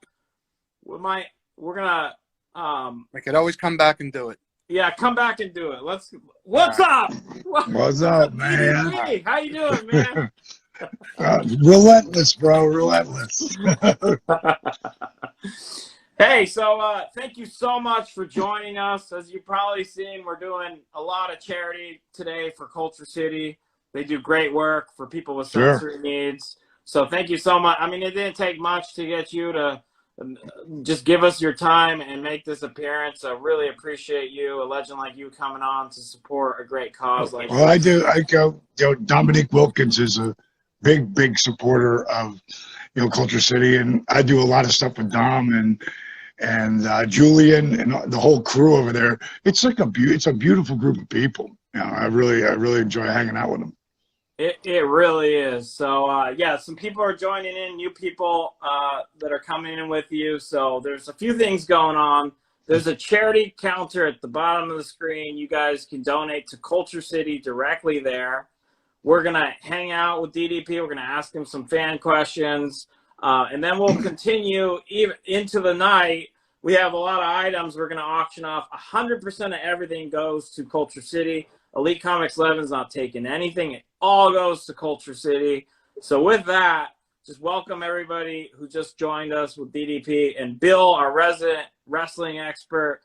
Go ahead and get those fan questions going, and we'll keep an eye on chat for some more questions as well. Yes, chat. If you have a question for Diamond Dallas Page, put it in the chat. I have some questions here also that we got earlier. So hey, it's amazing to have you on. I got to say, I'm honored that you would join us for such a great cause, Culture City. I'm really curious. I'm really curious, like who your heroes were growing up, like wrestling or otherwise. Well, for wrestling, when I was a kid, I'm 65 now, so you got to remember, I was a fan of the WWE when it was the WWWF, and Vince McMahon was the junior, just ringing that. He did ring announcing, he did interviews. So back then, my heroes were Handsome Jimmy Valiant. He made me want to be a wrestler. And then when I saw Dusty Rhodes and Superstar Billy Graham, I was like, oh my God, these guys they're the bigger than life characters. This is a picture of me and Dusty from 32 years ago. And he took me to a Willie Nelson concert. I was working for him in Florida Championship Wrestling, and he got up and sang with Willie. He was supposed to sing for one song, but he ended up singing for like 6 or 7. And Willie was trying to give him the boot. It was awesome, though. Guys, like it was so weird to actually be put on the phone with Dusty after being a fan with him for so long. And how it happened, I was working for the AWA as a manager, and that's all I was doing and that I even got into that world as a manager in the AWA back in 1988 was a miracle. Like it never should have happened, but it did. And then I met a lot of different people, and one of them was Michael Graham. And at that time, I don't know if you guys remember, but there was a point where Ted Turner created the WCW. Well, that was the NWA. That was the UPW.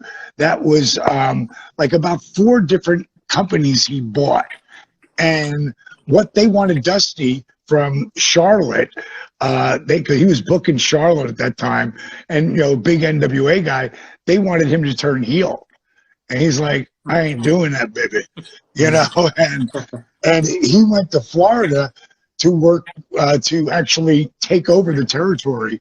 And Mike Graham put me on the phone with him because he wanted me to come in as a manager, but Dusty didn't know who I was. And when he called me, I was like, "You're gonna put me on the phone with Dusty Rhodes, Mike. I got strep throat. I got an early flight in the morning. I don't have anything prepared." I go, "Show him my videotape." Because I'd sent him a videotape from the AWA stuff, and he said, "My videotape's broken. You're on." And I was like, "Good God, Dusty Rhodes, the Tower of Power, the man of the hour, too sweet to miss." I blew off about 40-second rant, and then I got to the end, and I went, "That's all I got, Dust. I got strep throat." Hello? Dusty? I mean, it felt like it was 5 minutes. It was probably 30 seconds. And then he said, "Was that a recording, kid?" And I was like, "No, that's me." And that's when I got to go meet him when I got back from that AWA show. And he brought me into Florida Championship Wrestling. And without Dusty Rhodes from that moment on, like nobody really believed in me, but he did. And it was really powerful. Oh, wow. Wow. That's history right there. I love it. I love it. Thank you so much for answering that. I do see a question from chat. By the way, chat, everybody who's watching, this is for charity. You can see the counter down there. Follow at Culture City. We're at Elite Comics 11. Make a donation. You can do it while we're on. It's right down below.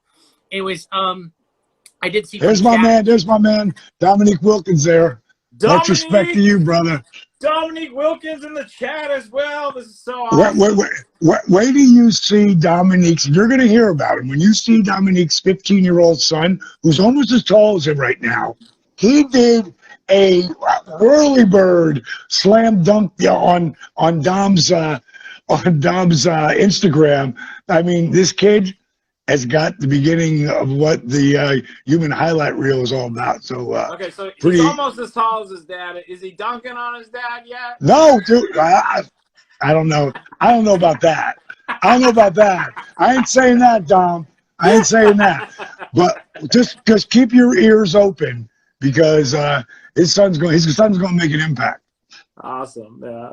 Dominique's such a great friend of our channel, big supporter, and obviously does amazing work for Culture City, as do you. So I appreciate you guys. All right, Bill, what else you got? I'm curious, and people are curious, how did you get started in wrestling? Like, what drew you to it? Like, the bigger than life characters in the beginning, and I tried to wrestle when I was actually 23 years old. And the crazy thing is, after my career blew up and I was retired, somebody sent my brother-in-law a card. Like a card is like what gets shown to people, to let people know there's an event coming up.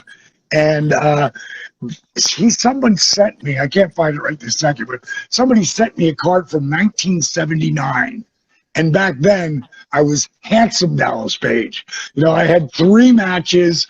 I hurt my knee on the 3rd match, and they wanted me to, doctor said, take a month off, and then you can go back.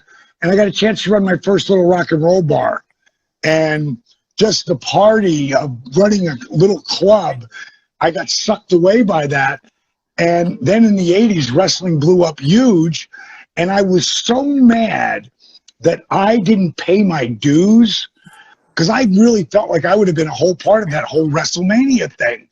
Like it was like ingrained in me. And I was so mad I stopped watching wrestling until about 1986. And now I'm in Florida and I'm running a huge nightclub down there. And I owned a little piece of it. We had about 1,500 people in the club.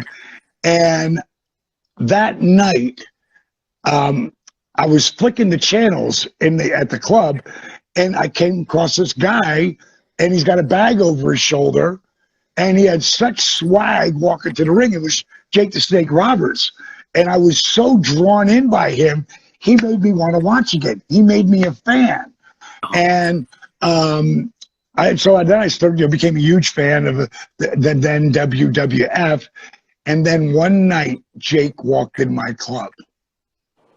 And when I saw him on the monitor. So the club was so packed, I ran around the outside of the club. I ran in the front door. I go to the front door girl, Judy, did a guy walk in here look like Jake the Snake Roberts? He's like, yeah, everybody thinks it's him. So I ran in there like the biggest fanboy, saw him and slowed down, because I got to be cool, right?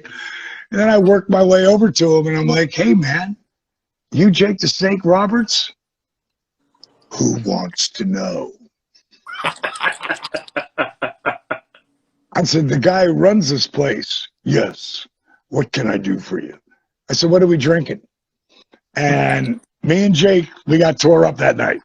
And he told the other wrestlers, see, if you wrestled in Miami and then you wrestled in Tampa, in between there's 300 miles. Fort Myers is almost right in the middle. So it became a haven. This is a picture of Ted DiBiase and Luke the Bushwhacker. I'm not even in wrestling then. Later that night, this is me and Ted DiBiase doing upside down tequila shooters. Love it. I needed that one to have him sign. I had him sign just this one. Yeah. So it got it in my blood, and I literally made up a videotape and sent it to the AWA with 3 guys. Right, this is one of them. This guy was named, I called him Big Bad John, and then I had Rock Hard Rick, he was a buddy of mine who was shredded. And another guy was Ted E. Bear, and he was a midget.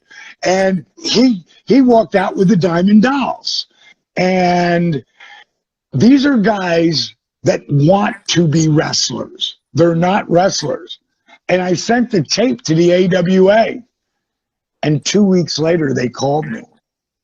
And they want me to bring me and my boys in for a tryout. And they had one question, though. Said, we like your shtick. We've showed it to everybody, but no one knows who you are. Where are you guys working at? And I was like, well, tell you the truth, none of those guys can wrestle. And he was like, what? Why would you send the tape in? I said, because no one can figure out how to get in. It's like a secret society. And he's like, don't call us, we'll call you. 2 weeks later, Paulie Dangerously, today known as Paul Heyman, left the AWA, went to the NWA, left a huge void for a young guy that could talk. And the reason I know this is the first day ever in professional wrestling as a manager is because of the girl, the Diamond Doll. She was only one time Diamond Doll. I came in and my tag team that I managed ended up becoming the tag team champions. And for 3.5 years between doing AWA, Florida Championship Wrestling, you know, it cost me money to be Diamond Dallas Page. It cost me money to follow this dream. And then because of my relationships, Dusty brought me in to World Championship Wrestling. I was 35 years old. Wow. And when I came in as a manager and he made me a color commentator, 4 months it took to get a contract. So I got a 1-year contract, and 5 months into that, they said, my Magnum TA pulled me over. I was managing the Freebirds and the Diamond Stud, who was Scott Hall before he was Razor Ramon. And they were like, Magnum's like, listen, D, we can't let you manage anymore. I go, why? What did I do wrong? I go, I'll fix it. And he's like, you can't.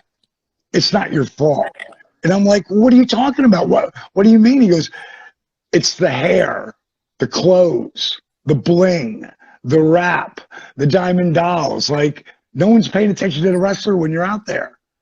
I said, wait a minute, Magnum, are you telling me I'm too over the top for professional wrestling? And, you know, he laughed, but he was like, listen, D, it's not your fault, man. What we should have done was put you in a pair of tights and boots and see if you could do that. And I was 35 and a half. I thought to myself, I'm going to go down to power plant. I got 7 months to go in my contract. I'm going to learn how to wrestle.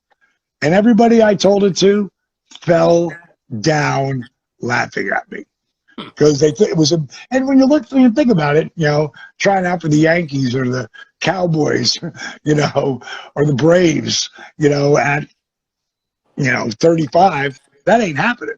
Yeah. But in professional wrestling, and you've already got a character to build off of, and people already have some sort of knowledge who you are, and then if you could show them how hard you could work, then anything's possible.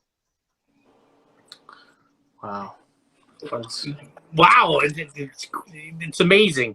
It's amazing, and the fact that you worked so hard then to get in, and what you've accomplished since then is great. I mean, it would have been so. I mean, it would have been so easy to just say, like, you know, oh, you know, this wasn't for me. You know, I'm 35, but you know, no, you didn't take no for an answer, and you got it done. That's freaking awesome, man. That's. You know, it's kind of something I felt like when I watched WrestleManias. You know, after that, it's like I'm supposed to be there.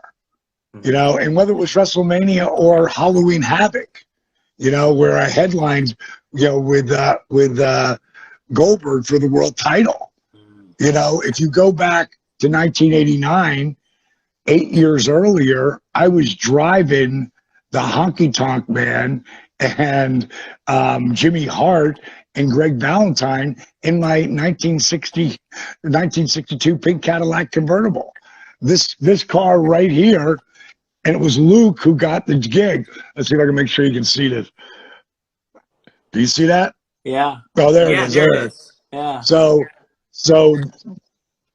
8 years later, and that card was Hogan and Warrior. 8 years later, I'm headlining in the main event with Hogan and Warrior. And we blew their match out of the park. And so it just goes, I mean, if you really put the work in, that's everything that I'm all about. You put the work in, you're a man of your word, you say what you're going to do, and you put the work in. Inside my Hall of Fame ring, my WWE Hall of Fame ring, it says work ethic equals dreams. Explanation point, DDP. Indeed, you live that.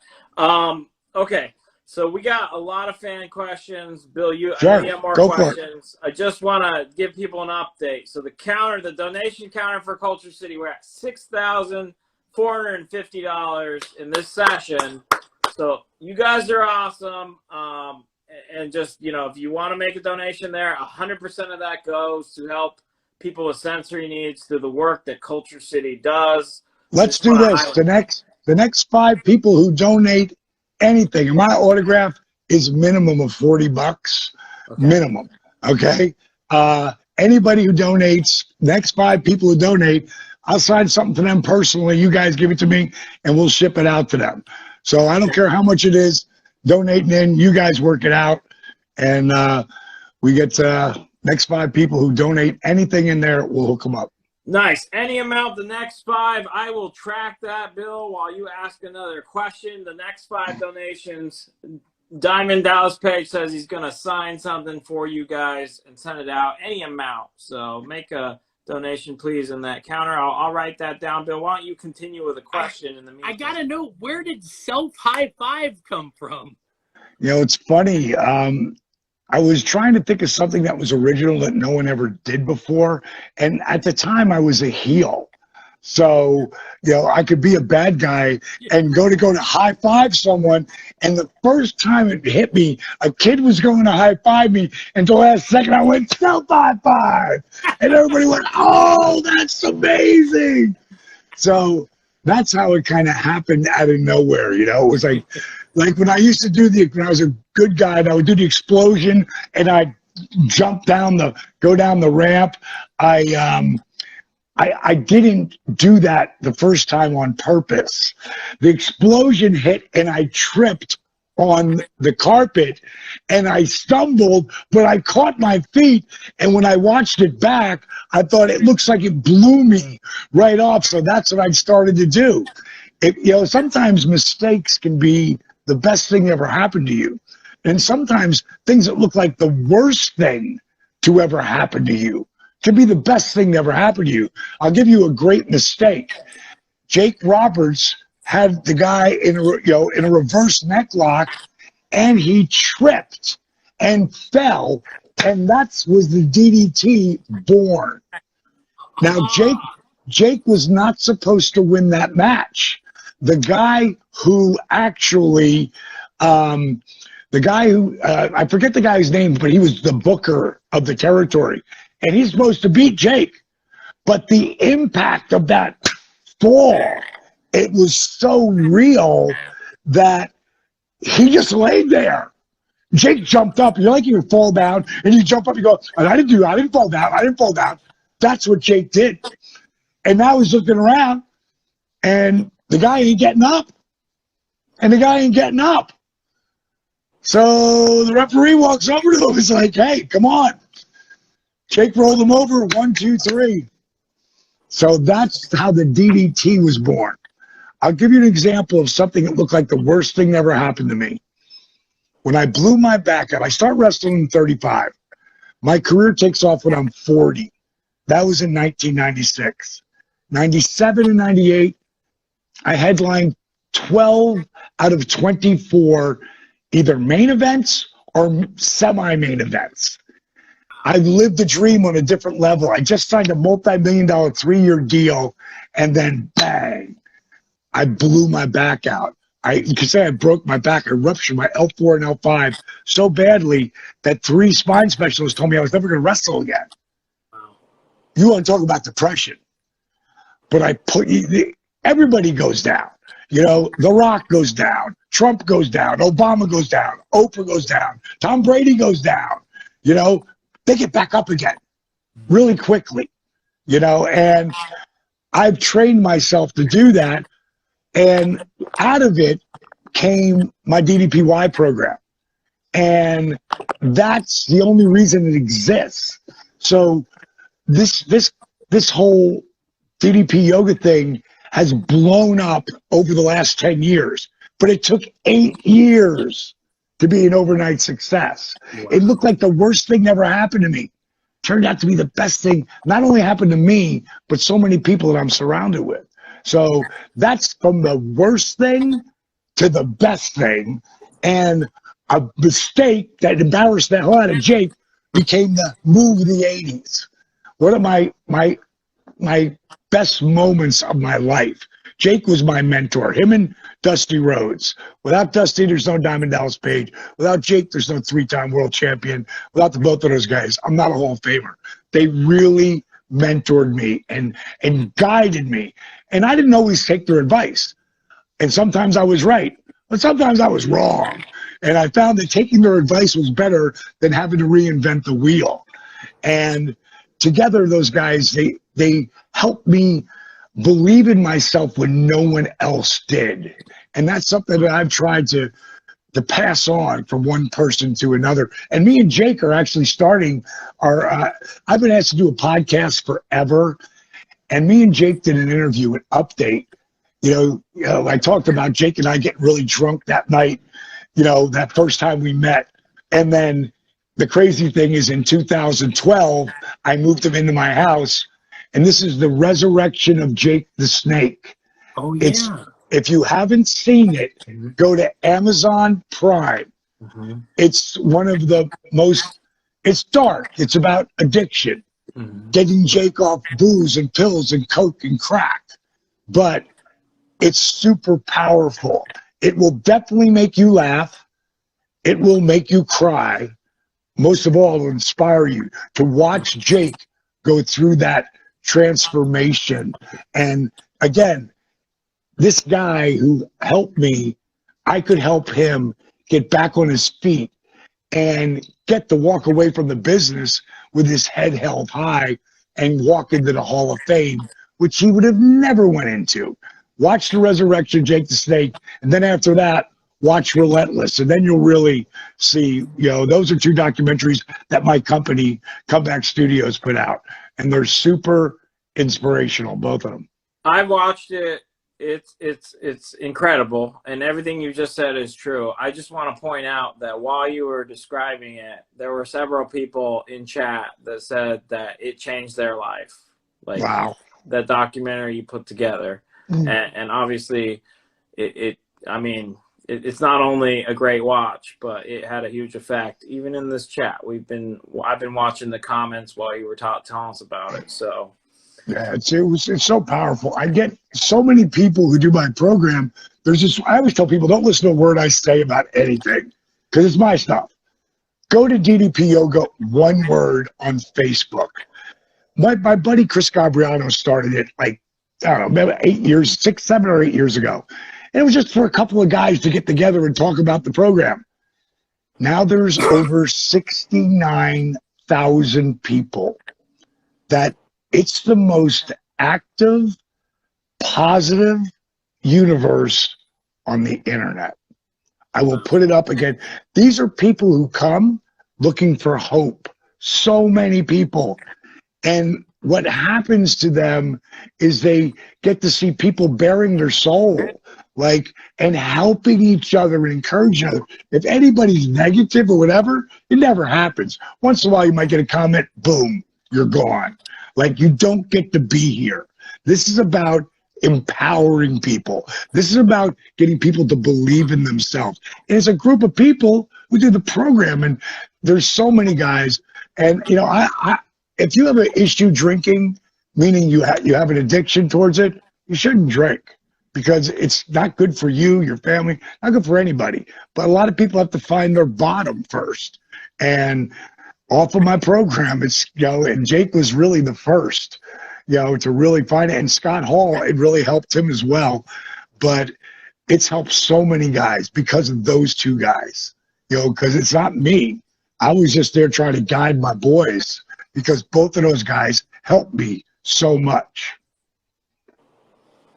I think many of us have been touched by addiction in some way or another, and whether for family or people we know or whatever. And so I really appreciate the positive message and uplifting message that you're putting out there to people, and really seeing the best in people and really wanting to create hope. And really, it seems like you're putting a lot of work into putting an inspirational message out there, and I really appreciate that. And Thank you. Yeah. Like I was saying, I didn't finish one of my thoughts. I went so many different directions. That's the ADD in it. But Jake and I are starting our own podcast probably at the end of December, going into 2022, and it's going to be called DDP's Snake Pit. Which is, I wanted to call it the Snake Pit. And Conrad, who's our guy that we're doing it with, Conrad's like, "Oh, D, you have to be in there too." And Jake said, "How about DDP's Snake Pit?" And I go, "You good with that, Jake?" He's like, "Sure." So it's really going to be fun because when I went to see, when you're watching Resurrection of Jake the Snake, in the beginning where I go and I show up at his place with my business partner, Steve Yu, who is the genius who put that story together. We had 500 hours of film. Wow. Jake turned it into, not Jake, Steve Yu turned it into 93 minutes of, I think, one of the best documentaries ever seen because of all the different things that it helps people with. But Jake and I, just when I saw him there in the beginning, I was like, oh my God, I didn't realize how far gone he was. Like when you have someone who's at the bottom of the bottom, they have their brain is fogged out and they don't know how to communicate with people. And I knew Jake, could be really bad with some of the stuff that he says, but I just couldn't believe what was coming out of his mouth. And Steve, as we're leaving the place, he said, "So what do you think?" And we went there and we filmed the whole beginning that you see in the documentary. And I said, "I don't know if I'm ever going to be able to have a real conversation with my buddy again, because I not after what we just experienced." Mm-hmm. And man, when he got sober, it was better. And then a couple of years passed, and then I thought, wow, man, he really sounds good. Today, like, I don't know this Jake. It's like meeting a whole new person to me. Mm-hmm. And it's just amazing. Like, he loves life now. When I got with him, at the end, he was just wanting to die. And when you see the transformation, you're like, damn. And that is powered over to so many people that Jake has helped. So if you ever get a chance to see Jake at one of his one-man shows, he's really funny. And he's got some really raunchy stories. I got to meet him a couple months ago when he told me a couple. I'm not going to repeat. Yeah, right. You got to see this picture. So Bill shows me this picture with Jake, and Bill was trying to do a hug, and Jake's just the other one. Jake's just flipping off the camera. Yeah, he did yeah, too. of course. He did one where he's high fiving, thumbs up, and the other one where that's Jake, but he'll also talk about he'll talk about addiction, and he'll talk about he'll offer any person who's there, at the end of the show, he'll talk to them, just to try, because it doesn't have to be that way, and that's the main thing. That's Jake's main mission, message. It's it doesn't have to be that way. Like, you can change it, but it's going to take work, and that's all the work. Like, I tell people like, "Oh my God, you saved his life." I didn't do shit. I've just guided my brother. Mm-hmm.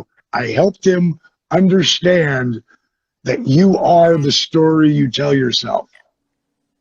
And he'd never heard it put like that before. And once you get a hold of that and you realize you really do control your mindset and how the day is going, and no matter how bad it is, you can turn it around like that.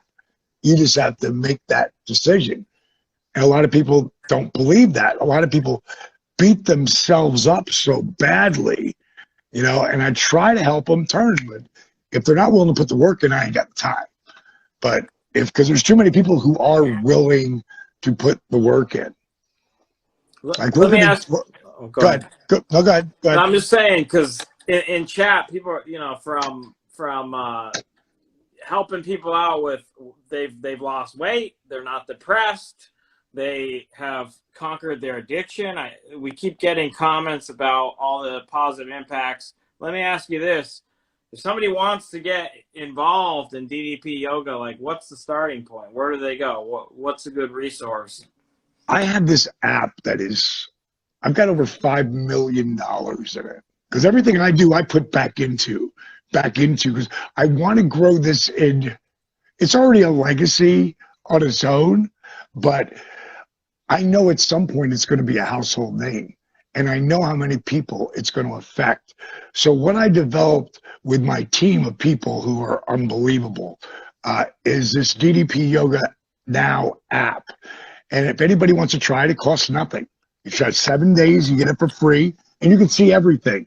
And if you take anything from that first 7 days, on the very first, like we call that like a tile, on the very first tile is a thing called the list. And the list literally is all the things that if you literally follow the bouncing ball and all the things I tell you to do, this is what the list looks like. I mean, literally, it's just that, the list. And if you push it, I'm going to tell you where to go to do the list. If you do everything on the list, I guarantee your life changes. Like, I guarantee it. Now, if you do half the list, then you didn't get the whole education. And anyone, when people see the unbelievable transformations that I have, it's because they did the list, you know, and they did it on their own without me even talking to them. We're about to, and they can just go to your app store, you know, I Google or, you know, or iPhone and download DDP Yoga Now. And for 7 days, you can try it. And like I said, it costs you nothing. If you decide to keep it, keep it. But the bottom line is that we are going to take our brand to a different level in 2022, because we are going to be starting to film in February a show called Change or Die. And it's a docu-series show. And we'll bring on like 5 people. And the same house that I took care of Jake and Scott in, I was renting it, but I just, I told the people that I needed it back come January. And so we're going to open up the accountability crib, because that's what I called it when Jake and Scott were there. And Christina Ann actually gave me that name, because I was reaching out to people and said, give me a name for this place that Jake's life's going to change. And that's how I approached it. Jake's life is going to change. It's going to be called The Resurrection of Jake the Snake. Like, everybody thought I was crazy.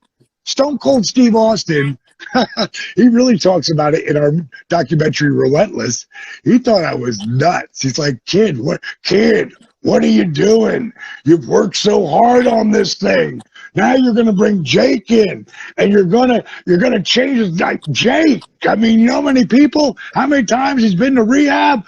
I'm like, yeah, bro, I know, but I'm not living in this house without Jake.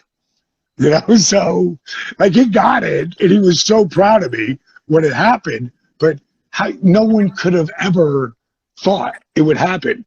If you guys remember, in the 90s, there was a death list out there because so many guys died on the internet. People had the top 10 guys, like, who's the next to die? Mm-hmm. And every top 10 list had Jake or Scott or Jake. Like, that's how dramatic that was. Yep. And for it to happen, you know, man, mind-blowing to me, you know, especially when you think of all the guys that passed just in the last couple of years. Yeah. You know, and Jake is still going strong. You know, I thought his heart just would have fell just because of all the abuse he did to it. God loves him. That's the way I look at it. Yeah, That's the no, way I I look mean, at it. yeah, I'll just Yeah. say, like, I grew up a huge wrestling fan, and you know, I'm gonna admit, like, I've been out of it, and recently I'm like, hey, let's get some vintage classic wrestlers on board. Let's have them as guests. Let's reach out to them, and I mean, it's a somber thing going through the list of who you grew up to, and you know, it's amazing that you were able to work with Jake and your other brothers to pull them out of some dark times and basically have them still be around so we can enjoy and have them around. So, You know, let me make sure you talk about if you're coming back and starting to watch wrestling, you got to watch AEW definitely, because yeah, I mean, it's mind blowing to me what Tony Khan and Cody and the Young Bucks and Kenny Omega, because they're the guys who started it all. But I know Cody since he was 12 years old. Know him good. And, to see what, just the amazing ride from leaving the WWE, walking away from a $500,000 contract with no guarantee of anything. And then to watch him get with the Young Bucks, and they're nothing in Japan, and Cody was touring the whole world, working, 5-6 nights a week. And then to call that, that all in, turned into a pay-per-view, but just to draw 10,000 people and did it. And then Tony Khan having the vision, and it's giving wrestling fans something else, another choice. It's like a different WCW. It's the 2020s version of what we were doing back then, just different. Anybody who's watching, if you're not checking out AEW and some of the young stars out there, guys who popped in my head are MJF, one of the new stars, and he lives that character like Ric Flair. Darby Allin, I love that kid. God, some of the chances he takes, man, he's unbelievable. That him and Sting are working together, I love it because it's just such an amazing. I know how good 20 years ago the rub of Sting was.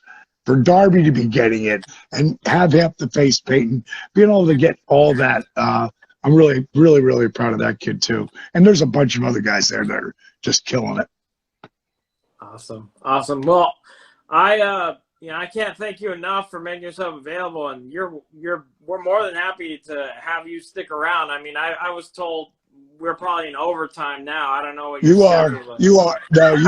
And I got to go, but we were on a roll, so we kept doing it.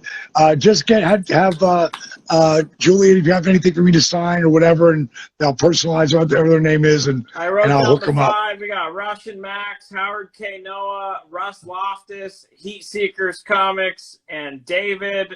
1964. You were the 5 that donated after he put out that challenge, so thank you very much for that. The counter's still going. Follow Elite Comics 11. We're going to continue with charity items. We're going to keep raising money for Culture City, so stay on. But all right, boys, thank you so much for making yourself available. I know you're busy, and for giving us your time and it's been great to hear about just your story and how it's still touching people. So just great. I mean, best of luck, and thank you so much. And anytime you want to come back, we'd be thrilled to have you, brother. Well, boys, it's been your pleasure. See ya. Yes. Bye. Take care, man. Thank you. That was awesome. What an exit. Excellent. Awesome. So that charity counter is still going for Culture City. Let's see if we can get this Voltron. Kyle, you still there? Let's get you in here if you're still there. We'll do the charity auction on Kyle's Voltron. And amazing guy. What do you got, Bill? You got anything handy? Just a second. Let me see. Kyle's Comics. I'm going to send you a request. How much should the other hat go for? Oh, I have it here. You wrote that one down. $100. If somebody wants to match the $100 donation that Heat Seekers Comics made, you can have the other AtCon hats. All right, Got the Elite $100. logo in the back. $100 donation. Just write $100 on the screen, and you can donate to the counter there, or you can donate to Culture City directly on their website. There's only 2 hats in existence. Only 2 made, so $100 if somebody wants to get that. Kyle sent me a request. Let's get him back in here. Just 1 second. And we're going to auction off a Voltron as well. So anyone in for a $100 donation gets you that hat. I'm happy to keep it too. All right, But Kyle. I'd rather see it go to charity. So. All right, 1 second. It's acting up. I sent you a request, Kyle. Accept it. All right. Let's show him the hat, Bill. All right, here we go. Here's Kyle. I'm back. All right, maybe. Oh, if show I That go was up with awesome, the hat man. at the Show, they only made 2. We only made 2 of these, Dom. To get one, somebody else pledged to donate $100 to Culture City. nice stretchy back there So hat. if somebody else wants to match that, they'll get the second hat that we made. And it's an AtCon hat, obviously. Starts on Thursday. Go to EliteComics11.com for the full schedule of our virtual convention. And just like that, $300, Buzzard Brothers Comics, one of our elite vendors. Nice. $300 donation, Buzzard Brothers Comics. Thank you very much. You're getting the hat. You're going to get the hat. You're going to make the $300 donation.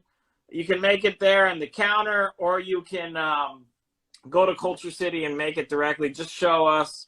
We're going to send it to you. Thank you so much. See you at AtCon. That is an awesome gesture. Speaking of awesome gestures, Kyle's Comics has joined us, another elite vendor, and he's Man, going to put my auction little off this sticker Voltron, this Voltron Wow. for charity. So we'll do an auction on this item, 100%. We'll go to Culture City. So hopefully Dominique's still in here. He wanted a Listen, Voltron. Ali, I have to say the reason why I am doing this is because listening to everybody talk and everybody, you know, all the stories even the wrestlers were telling, and you know, just listening to you guys, it sounds like a great organization. It's kicking doors down. It's making, you know, good headway, I guess you could say is the word. You know, I'm not articulate, you know that. And I feel, you know, everybody wants the Voltron. I get your story, but we'll do this one. How's that sound? All right. This is sealed. Well, it's not sealed. This has been open. It's in the box. It's brand new. The seal has been, you know, as you could see, I'm going to miss it. It's one of my favorites. I think, you know, I got it before you when you ran out to get it, Ali. I remember. Awesome. That is so cool. It does Kyle. have the instruction manual. It is the die-cast one. You know, let me take it out. I'm going to have to put the phone down for a second. So my If I Joker have Comics stuff- is saying, yeah, his son has sensory needs. He was never able to go to a game. And Culture City, that's one of the things they do. They work with That's arenas to make them more inclusive of people with sensory needs. So thanks for sharing that, my Joker Comics. And yes, Culture City is full of awesome people. As you can see, I wasn't prepared to do this. This is my personal one. Wow. You know, this is unbuilt. All the lines are... What's the starting auction bid as we look at this, and what was the year that this one came out? This was the Matchbox version, and I think it was 84. And what's This your was- starting bid on it? I don't know. What do you think? How about this? The box originally says that was the price back in 1984, 1995. So there you go, $19.95. So we're at $200. Heat Seekers Comics, $200. And again, to pay for this, you just simply make a donation to Culture City. Nobody's paying for it. You're going to make a donation. They're a nonprofit organization. You can make the donation, and we'll get this out to you. Russian It Max has the is in at directions. $300. Russian Max, $300. It tells you how to form Voltron if you don't know by now. $350. Jared, $350. $500. My Joker Comics, $500. Let's see. $600. My Joker We're gonna- Comics. Hey, ready? Let's I don't know how far it's gonna go, but you ready? Bing. It's still firing. Oh, $1,000. Woo! $1,000. My Joker Comics. All right, we'll And look, we'll red, let that the hang red out one while too. Kyle's showing this off. Here, look, ready? The red one, ready? Let's see. I'll get some room. Bing. Okay, let the winner make sure all. Hey, I gotta pieces are show him there. it work. I think that Smear was the mint. first or second time he was fired. All right, we're gonna give this about 5 more seconds, and Listen, then $1,000 box- takes it. The artwork is amazing on the box. I got to admit, it's just really killer. You can be like Ollie. See that in back case there? You can have one in your back case. You'll be a little bit more than Ali because you have the box. I have the box. Oh, okay. That box looks better though. All right, so I'm gonna count 5 seconds. 1,001. Anyone over 1,000? Otherwise, this one. I think this one's done. That's very generous. 1,002. That's a grail right there. 1,003. 1,004. And we're gonna call it. 1 second delay for charity. Not seeing anything, and let's call it.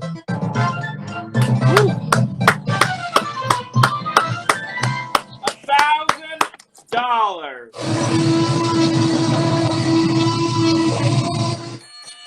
My Joker Comics, who's already donated previously tonight, you can either make the donation in the counter and we'll track that, or you can make the donation directly to Culture City and then we'll send it out to you. Just show us the screenshot. Either I hope I link it down spelled below. that right. My Joker my- Comics, yes. Thank you, My Joker Comics. You're getting an awesome piece, too. Awesome. Ali, how's this sound? You want to do one more? Let's do it. Oh, and we just got that donation in there. That's $1,000, great. and Buzzard donated as well. We are now at $7,933. Thank you guys. Wow. Since I'm feeling very charitable tonight, and it's for a great location, great cause, let's do this because I'm not ready for this one either. I'm still getting ready for AtCon here, but let's do this Wolverine 3. Okay. But not only is it Wolverine 3, it is Wolverine 3 newsstand, but inside there's the Mark Jewelers Ooh, insert, Mark Jewelers. which I cannot find another one online about. I was going through some books, getting ready for AtCon. As you could see, the room is, we're working. And found this one, and I figured, you know what? Spoke to Ali, said, I got another good item for you. Let's auction it off. You know what? It was 60 cents back in the day. Started at 60 cents. Wow. All right. So let's, It's about a, let's call it a 7.0 unpressed. 7.0. It's a newsstand, and it's the Mark Jewelers variant. Let's start it. There's basically no minimum bid. So $20 increments. Let's hear it. $200, $250. Your comic book plug. So again, if you win this, you just make the donation. All right, you don't have to pay anybody. You just make the donation to Culture City directly. Elite Comics 11 is not taking a cent. All of it goes to Culture City. So you need to press there. That'll come out a little, and there's a spot up there. $250. Your comic book plug. Your comic book plug in the lead. Anyone in at $270 or better? Now, this should press down too. As I said, it has not been pressed yet. Well, yeah, I don't see a color break. And you know, And Bill, you can buy a nice ring. you You could buy me a Cobra ring, Bill. All right, 250. I'm gonna count 5 seconds. If you don't get 270 or better, we're gonna call it. That could go with your Jake the Snake autograph. Yeah, do they have a Venom ring? Then you'll be all set. 1,001. Well, listen. Wait, that's coming on too. That's not today though. 1,002. I'm looking for 270 or better. We're gonna call this one. 1,003. 1,004. And then 1 second delay for Cherry. Not seeing anything. Call it $250. Your comic book club. That's nice. Awesome. Congrats. So Wayne, thank you so much. You can make the donation there to Culture City on the counter, or you can send us a screenshot of the donation directly to Culture City. And then once that's settled away, Kyle is going to send that out to you. Yes. Thank you very much. And Kyle, thank you so much for donating those items. Amazing. No problem. I'm glad to help, and I always got you back. You know that. Appreciate that. Very good deeds. And we will see you next during ACCON. All right, Yes, Kyle? 10 p.m. Saturday. Enjoy, guys. Awesome. Shameless Thank you very plug. much, Kyle. All right. Appreciate you always. Bye-bye. Bye. All right, so we're over the $8,000 mark, $8,183. When you combine that with this morning, we gotta be around $10,000 today so far. So let's keep things rolling. See if people are enjoying this. We can keep things going. What about? I got something in hand if you want. Okay, go ahead. It's a tough thing to price, so I think it's a great thing to auction. For people who like getting sketches from artists, they probably know that Kelly Jones, very famous Batman artist, doesn't sketch very often. So even though it's on a Captain America blank, this is an original Kelly Jones Batman sketch. So it's really cool. It's from my personal collection. I'm letting it go for charity, and I'm going to start the bidding at $11. Let's see what happens. Dominique offering tickets to Kyle's Comics. Awesome. Kyle, I'll let him know. If he's not around, I'll let him know, Dominique. Thank you very much for that. Dominique, awesome. So what are you starting this out at, Bill? $11. It's Kelly Jones' original art. He doesn't sketch very often. All right, $20 increments. $50. Russian Max. Anyone in it? 70. All right, so this is cool. Yeah, you'll probably be the only person you know with a Kelly Jones blank cover sketch if you pick this up. So it's for a great cause, as you've seen today. A lot of really amazing people are behind Culture City. I think it speaks a lot to the cause, the organization. That such amazing people would be so committed to seeing it succeed and trying to help its mission. So I really am appreciative of everybody who's come on, and very happy to offer some of my humble items. Okay, we are at 50. It's Russian Max, so $80. We got Shattered Comics in the house. Here's a little preview. The next item is actually from Shattered Comics. I have it here where I'm going to reveal it, and we'll bid on that, all for Culture City. So shout out to Shattered Comics. Matt, it's awesome. If you're not following Shattered Comics, you definitely should be. All right, anyone in at $100? That's his signature there, if you're wondering, Kelly Jones. $100 Russian Max. We should also mention we have not revealed this. Tomorrow night we're going to have a featured sale with Shattered Comics. So that's going to be coming your way. So anyone in at $120? $120 or better. I'm going to count 5 seconds. We're going to wrap this one up. 1,001. 1,002. Anyone in at 120 or better? 1,003. 1,004. Delay 1 second for charity. Call it. We called it Russian Max. You can have it. $100 Russian Max. You make the donation. You can do it there on the counter, or you can just show us that you did it directly to Culture City, and we'll hook you up. Thank you, Max. From my collection to yours, for a great cause, thank you. It's very cool. Like All I right, said, this- he's the only guy you know. This next item is special. So this is from Shattered Comics. It is the Shattered variant of the first Punisher. So this is Shattered Comics. It's signed by Stan the Man, Stan Lee. His signature's Whoa. right there. It's witnessed. And you got the retired Stan Lee CGC label there. Shattered Comics is donating this for the benefit of Culture City. All you have to do is bid on it. I think I got a starting bid on this one of $300. $300. You got Stanley's signature there, that retired label. That's basically $300. This is a 9.6 white pager. $500 is one bid, so this is definitely activated. Pungo Catfish, $650. Corey, $700. Heat Seekers Comics, $700.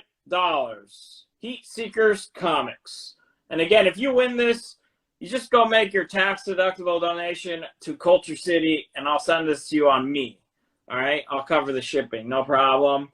$700. Anyone in at $720? $720 donation gets you this to Culture City. Beautiful book. It's a 9.6Y, obviously. Shattered Comics. Again, Matt, thank you very much for donating this piece.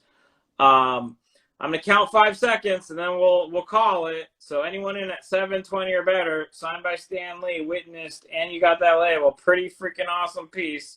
1,001. 1,002. 1,003. 750. Same thing. I'm going to count 5 seconds. Ken Cataldi, 750. 750. All right. 1,001. I need 770 or better. 1,001. 1,002. 1,003. 1,004. I'm going to do that little delay for charity. Anyone in at 770? $750. Ken Cataldi. You can make the donation there at the bottom of the screen or go to Culture City's website and make that donation directly. Ken Cataldi, this is yours.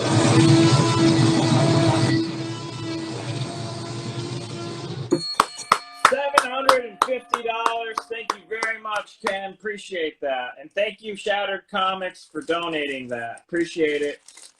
We have somebody that wants to come in and offer something for charity if it's a good time. Okay, sure. Who is it? Jared. Jared? Gerard_ST. All right, let me let Jared in. All right, so let's get Jared in here. Our friend Jared. What's up, Jared? So, fellas, how's it going? What's up, man? Thank you Been for great. joining us. Appreciate Yeah, it. I've been enjoying it. I've been reminiscing a bit, so I don't know if you can see this, but this was a highlight of my childhood. Can you see that? This was in Huntington Civic Center. Is that IRS? Is that, yeah, Yeah. I see the suspenders. That was Hulk Hogan and Brutus the Bar Beefcake wrestling IRS and Ted DiBiase. So, So good. which I loved Hogan, but Ted DiBiase was like my favorite. I just loved that guy. He was such a fun guy, such a fun wrestler to watch. Awesome. So you have an item that you've graciously decided to donate for Culture City? Yeah, I was going to throw this one up because it's a little different than what you typically see. It's one of those limited to 2,500 Sins of Norman Osborn, the cool Spider-Man reverse. What do you call that? I'm tired. A negative space variant. Yeah, there you go. 9.8. Got the cool Spider-Man label.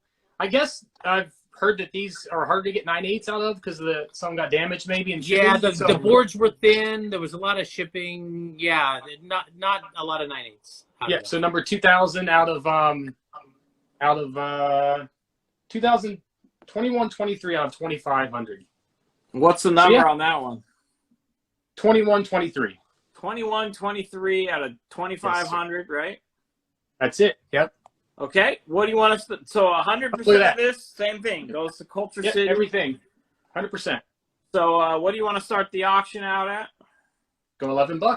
$11, $20 increments. This is a 9.8 Spider-Man negative. This was a New York Comic-Con exclusive, if I remember right. And you got the Spider-Man New York label.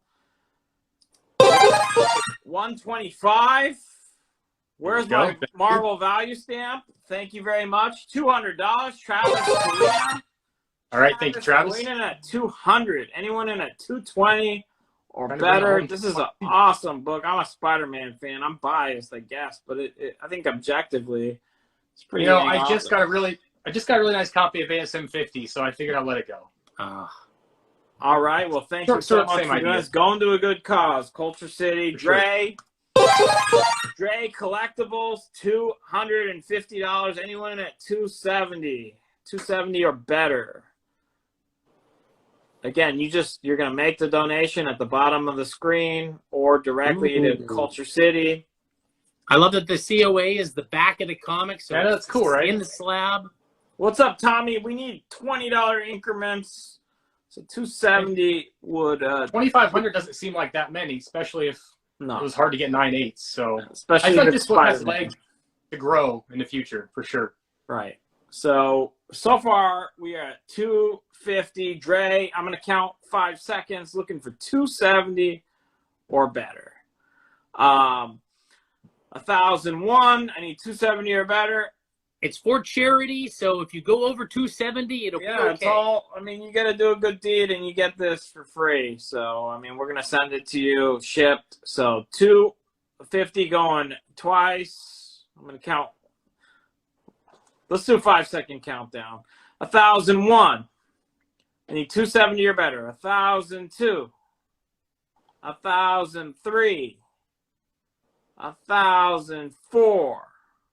And I'm gonna 275. All comics. Yeah, there you universe. go. There you go. Come on, All right, charity. We can go 300.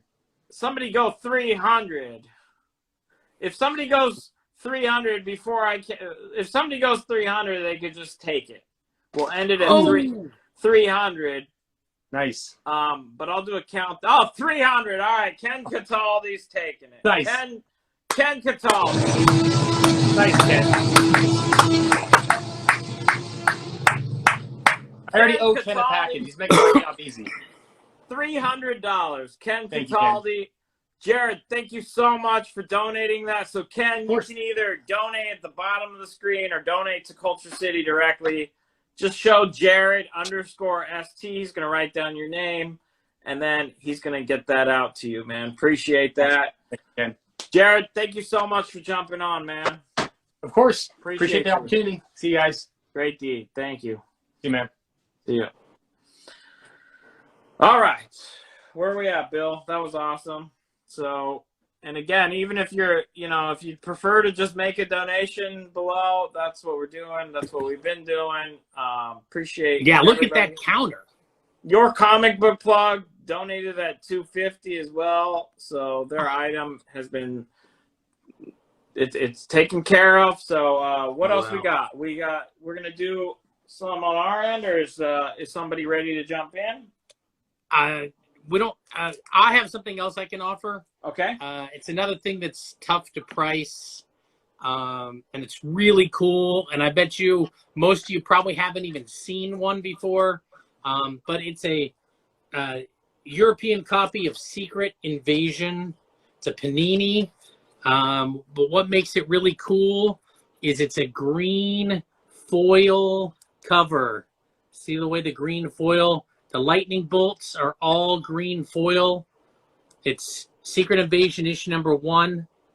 See, look at that. And I got to catch that light. See that foil. Super cool. Anyways, I love foil covers. You know what? I don't know what to price it at, but I don't think anybody else has one. I'm going to start it at $50, and we'll see what happens. I think if somebody pays $50, they're still getting a good deal, and it's for charity, guys. So $50 is just a buy it now. Is that what you're doing? Or is No, it- it's an auction. I'm just going to start at $50. Okay, gotcha. Okay, so you But can maybe handle it'll that. go for $50. Maybe it'll go for more. $70, Dre.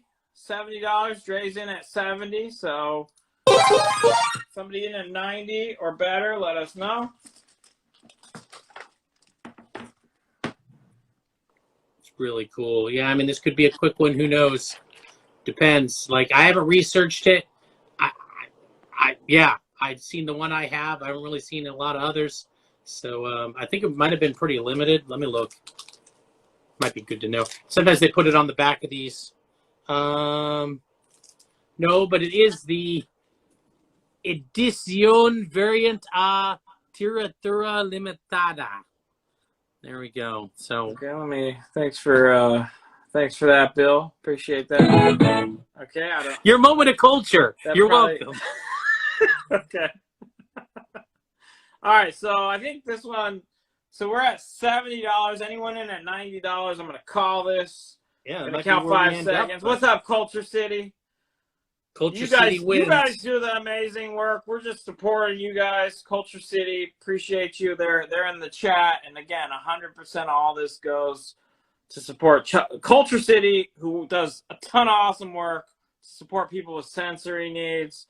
All right, I'm gonna count 5 seconds and then end this. So we need $90 or better in the chat, or it's over. 1,001, 1,002, 1,003, 1,004. I'm gonna delay 1 second. It's for charity and call it. $70. Dre _collectibles_ Dre, you can make the donation in the counter below, or you can make it directly to Culture City. Just show Bill that you made that donation, and he will send it out to you. $70. Thank you very much. All right.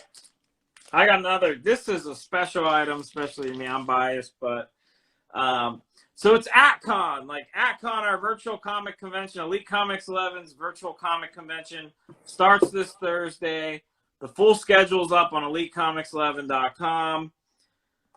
The last AtCon, we had an AtCon variant. We have an AtCon variant. It actually the first one dropped today. It's a Teenage Mutant Ninja Turtles one. You guys can pick that up at HeatSeekersComics.com. Speaking of which, this was donated by Heat Seekers.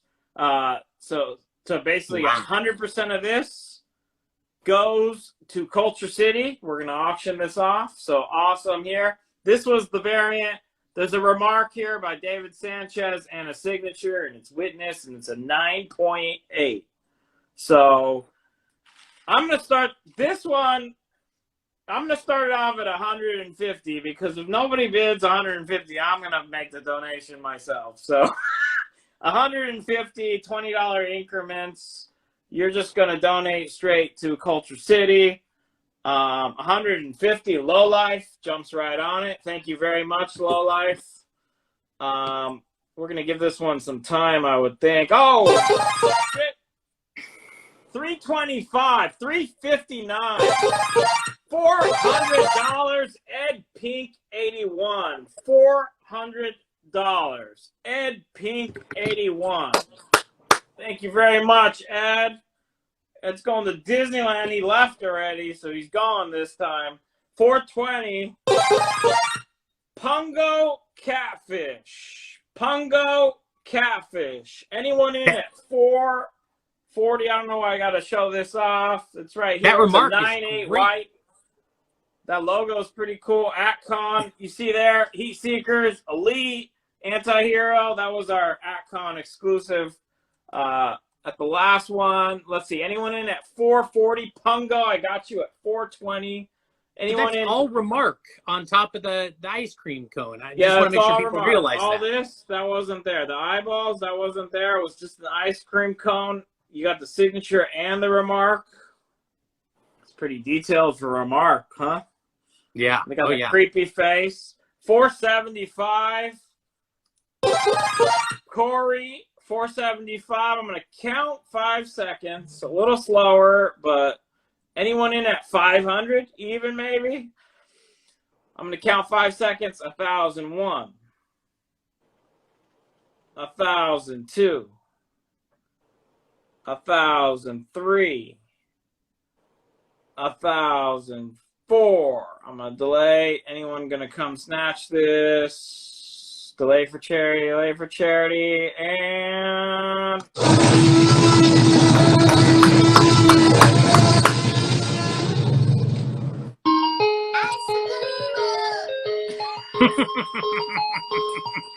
$475. It goes to Corey J. Adamson. You can make a donation below for $475, or you can make a direct donation to Culture City, Corey.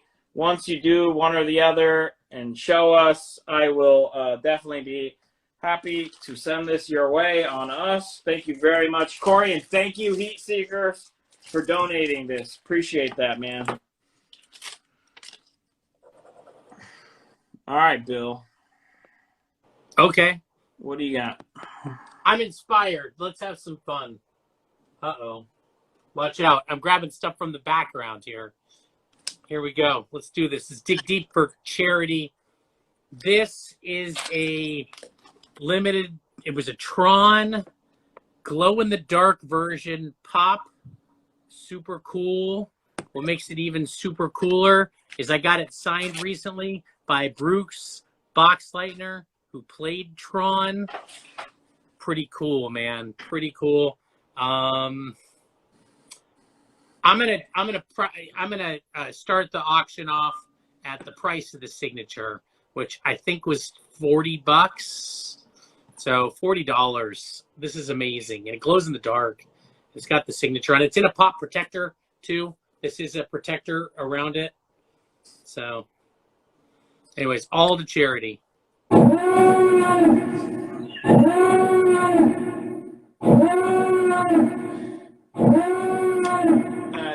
That's the I have the discretion to give people a nerd alert. This is definitely a nerd alert item here, in my opinion. All right, $75, but it's a nerd alert in a good way.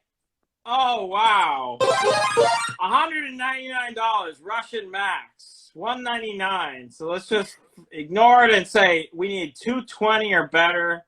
Otherwise, this one is over. Thank you, Max. That's very, very generous there. Anyone in at 220 or better, I'll count 5 seconds, and then we'll call this one 1,001, 1,002, 1,003. We need 220 or better. I'm gonna miss it too. 1,004. True Delay story. 1 second. He's gonna miss it.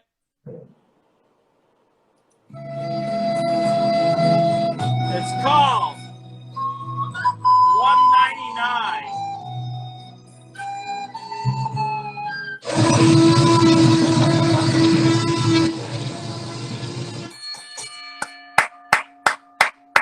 All right, $199. Russian Max. You can make that donation below, right there in the counter, or you can make the donation directly to Culture City.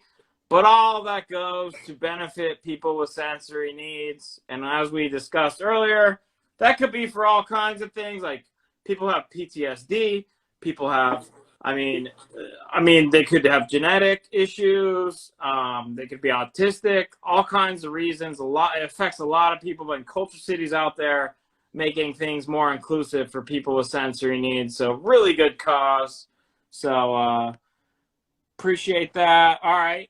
Heat Seekers definitely want to join. Heat Seekers wants to join. Sure. You ready now? Let me get Heat Seekers in here. They have an item. Sure, we can do that. All right. Let's get Heat Seekers in here. Greg, says he has something. What's up, Greg? What's up, guys? All right, so what this is a framed lithograph signed by Gabriel Dell'Otto with a COA. So this is a Spider-Man gargoyle lithograph signed by Gabriel Dell'Otto at Luca Comics and Games on November 2nd, 2019. And we had this custom framed. This is a high quality lithograph. It's not a plastic. And we would like to start the bidding off at $11. Oh, wow. 11. It is 11 by 17. And like I said, we had it custom framed. That is beautiful. I mean, it's just beautiful to look at. It's beautiful that you're doing this. $11 starting bid. And again, this is Heat Seekers. You can go to heatseekerscomics.com. We just dropped our Turtles Atcon variant. So you guys can pick that up. But give them a follow as well. This is an awesome gesture. We're going to start things off at $200. Pungo Catfish, $200. $285. Jared_ST. Jared_ST. So let's just say anyone in at 300 or better. Let's just say 300 or better. We're going to give this one some time because it's an awesome piece. I mean, let's give it some time. Yeah, for people who may be jumping in, it'd be good to talk about the piece again at some point. Yeah, why don't you? Okay, so in about 2019, I went to Luca Games, and they had these lithographs, but they weren't the plastic lithographs. They were actually printed on like really high quality material, perforated paper, really thick. And Delato was there signing these, and I had him sign this for me, and I had it custom framed. Wow. And I've had it ever since. The only reason we're going to let this one go is because I have the Venom. The Venom, I believe, 200 cover that he did. I have that one signed, the original art. Oh. So I figured I'd let the regular lithograph of the Spider-Man he did right after that one go. Nothing regular about that. $340. Grail Keeper's Keys. $340. So anyone in at 360 or better, you're not going to see this every day. $400. Wade, good to see you, my man. $400 pledge to charity. He's in the lead. Anyone in at 420 or better? Wow. Incredible piece. And once again, it does come with the COA. COA is there. $400 is the current. So let's give that a little bit of time, but we got a lot to get to. So this is just not a piece you're gonna see every day, and it's an incredible gesture by Greg and Heat Seekers Comics. So Wade, you too, $400. Anyone in at 420 or better, I'm gonna count 5 seconds. Otherwise, we're gonna call this. 1,001, 1,002, 1,003, 1,004, and a delay for charity.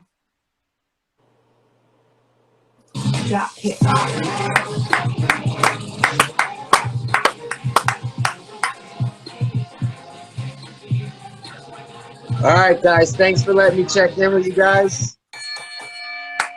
Wade, you got it.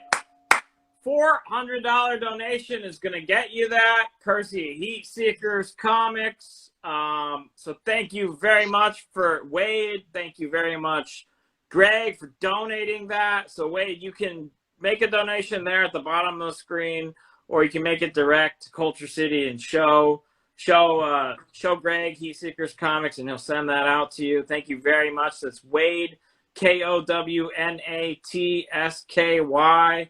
friend of ours. Thank you, Wade. Appreciate that. All right, guys. Wade, Thank you, and super cool. let's hit 10,000, guys. We're almost there. We're almost there. Thank you very much, man. I'll talk to you later. Appreciate that. No problem. All right, we are very close. Yeah, I say we get to 10,000. What do you say, Bill? Oh my gosh, let's do it. All right, chat, are you up for it? I know you're up for it. The charity, this community is amazing. It always comes through, and it always is just so.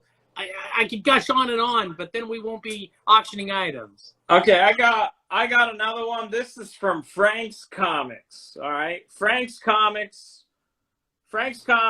another Acon vendor. He sent me this. It's a 9/8 white pager.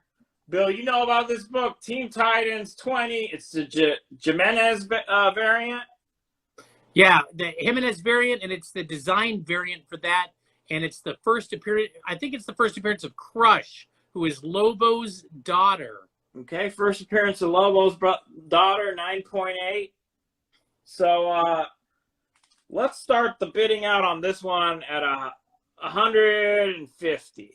150. These sell for about, over $200, but 150. Let's just jump there. We got a good amount of things to get to, so 150. All you got to do is make a donation of 150 if you win this, or whatever whatever it ends up going for. You just make the donation, and there we go. We have 150 from Nick Hildy. Anyone at 170 or better. This is all for Culture City. So Elite Comics is not taking anything on any of these charity donations tonight. All right, you make the donation directly, you get the goods. 150 going once. Anyone in at 170 or better on this? This is courtesy of Frank's Comics. Thank you, Frank. I guess I'll just count 5 seconds and then we'll call it. If we don't get 170, $200. $200. Gotham Comics, another elite vendor. You guys are truly elite. Gotham Comics Dom at 200. Anyone in at 220? 220 or better is what we're looking for. I'm going to count 5 seconds. Otherwise, this one's done at $200 to Culture City. 1,001. 1,002. 1,003. 1,004. 220 or better. Delay for charity.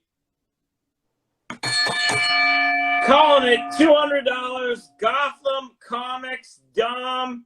You know what to do. You can make the donation at the bottom or straight to Culture City, and we'll send this out to you. Thank you very much, Dom. $200 donation. Very generous. Thank you. And thank you, Frank's Comics, for donating this for Culture City. Thank you very much. That's awesome. All right, I got a fun one, too, I'll throw out there. Why not?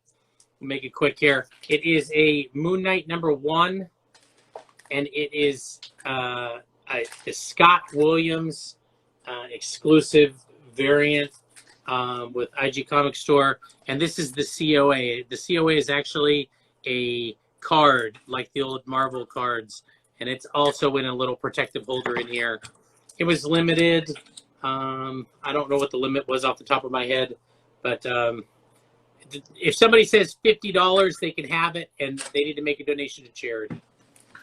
We have eclipsed the $10,000 mark. We have eclipsed the $10,000 mark.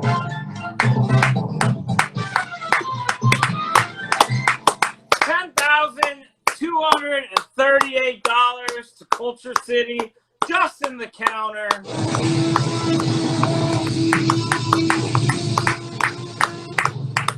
You guys are freaking awesome. Thank you as always. You guys always come through for charity in a big way. Really appreciate people. I mean, if you can contribute, you have. I mean, any amount counts. But you guys, best community anywhere. I mean, period. We throw that around, but it is deserved time and time again. All right, so $50 on your item, Bill. What was it again? The Moon Knight issue #1. It's the Scott Williams variant, IG Comic Store exclusive with the COA. D-Chan Pong bid $50. I just said it as a buy. Yeah, buy it now. All right, $50. Yeah. So D-Chan Pong, you can either you can make the donation there, or you can make it direct. Thank you very much.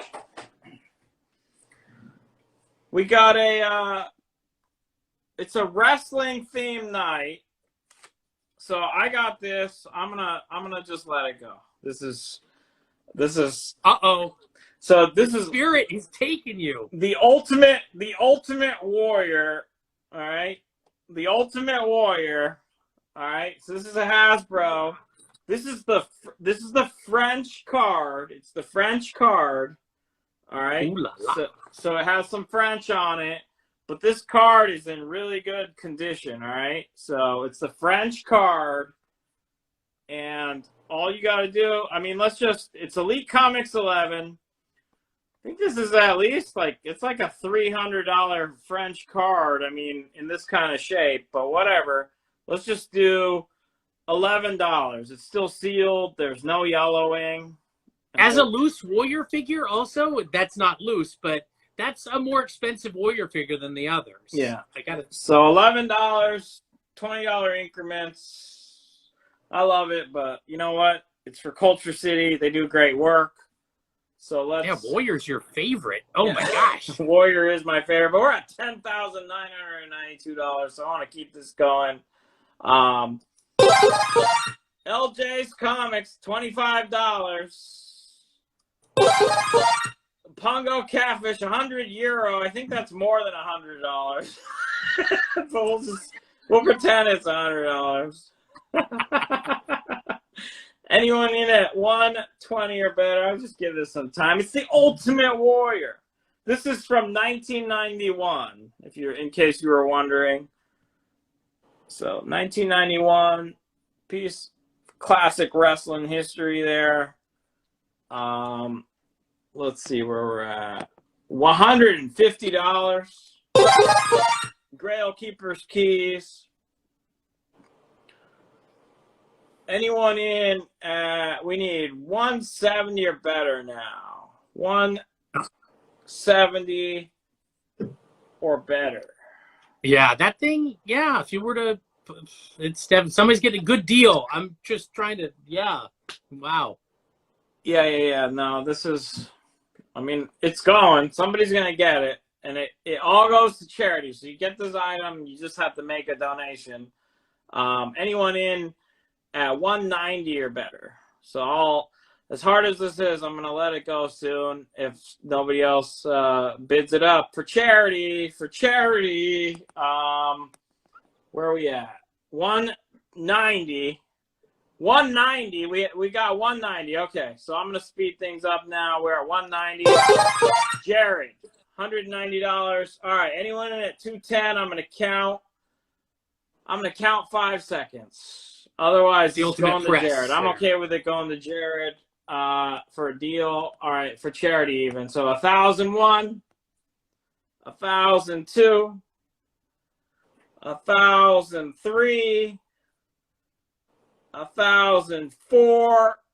I'm going to delay 1 second because this is a cool figure and for charity. And then For charity.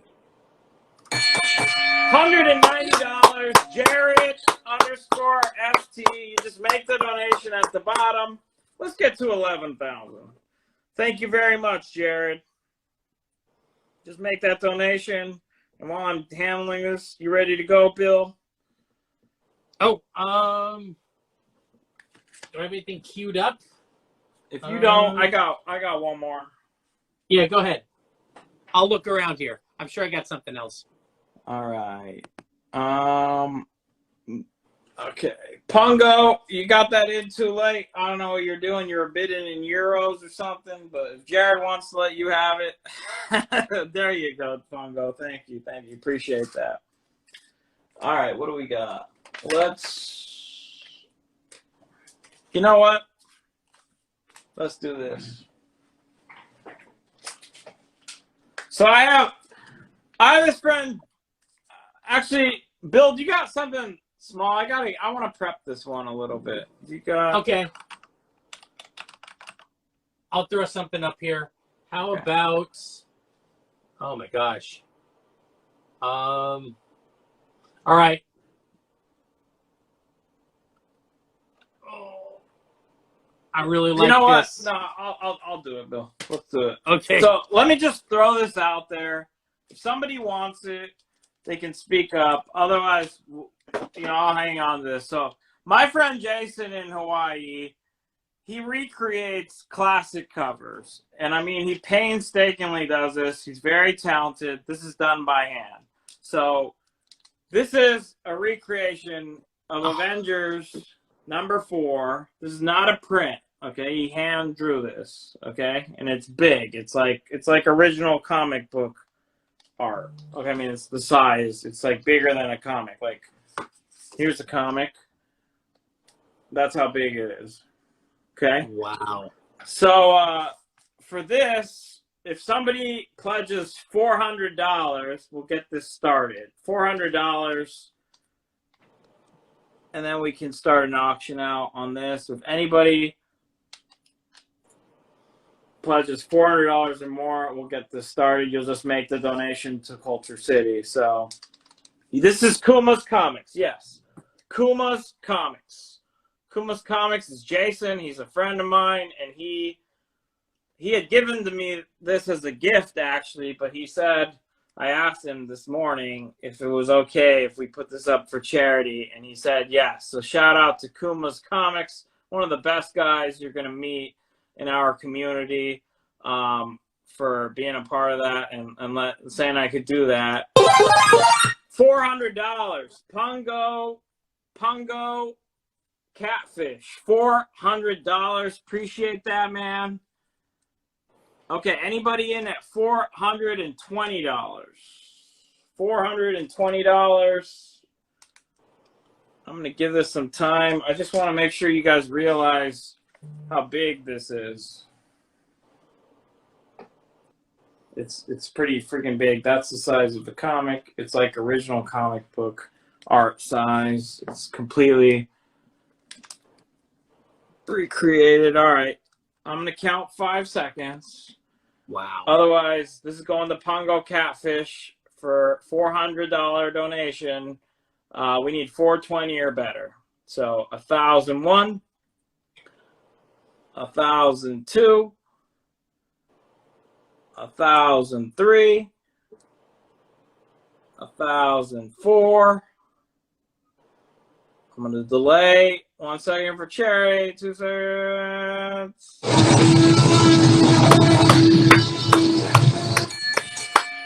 Pongo Catfish, $400, 420, whatever you want to donate, man. 400 or 420, whatever, man. I appreciate you.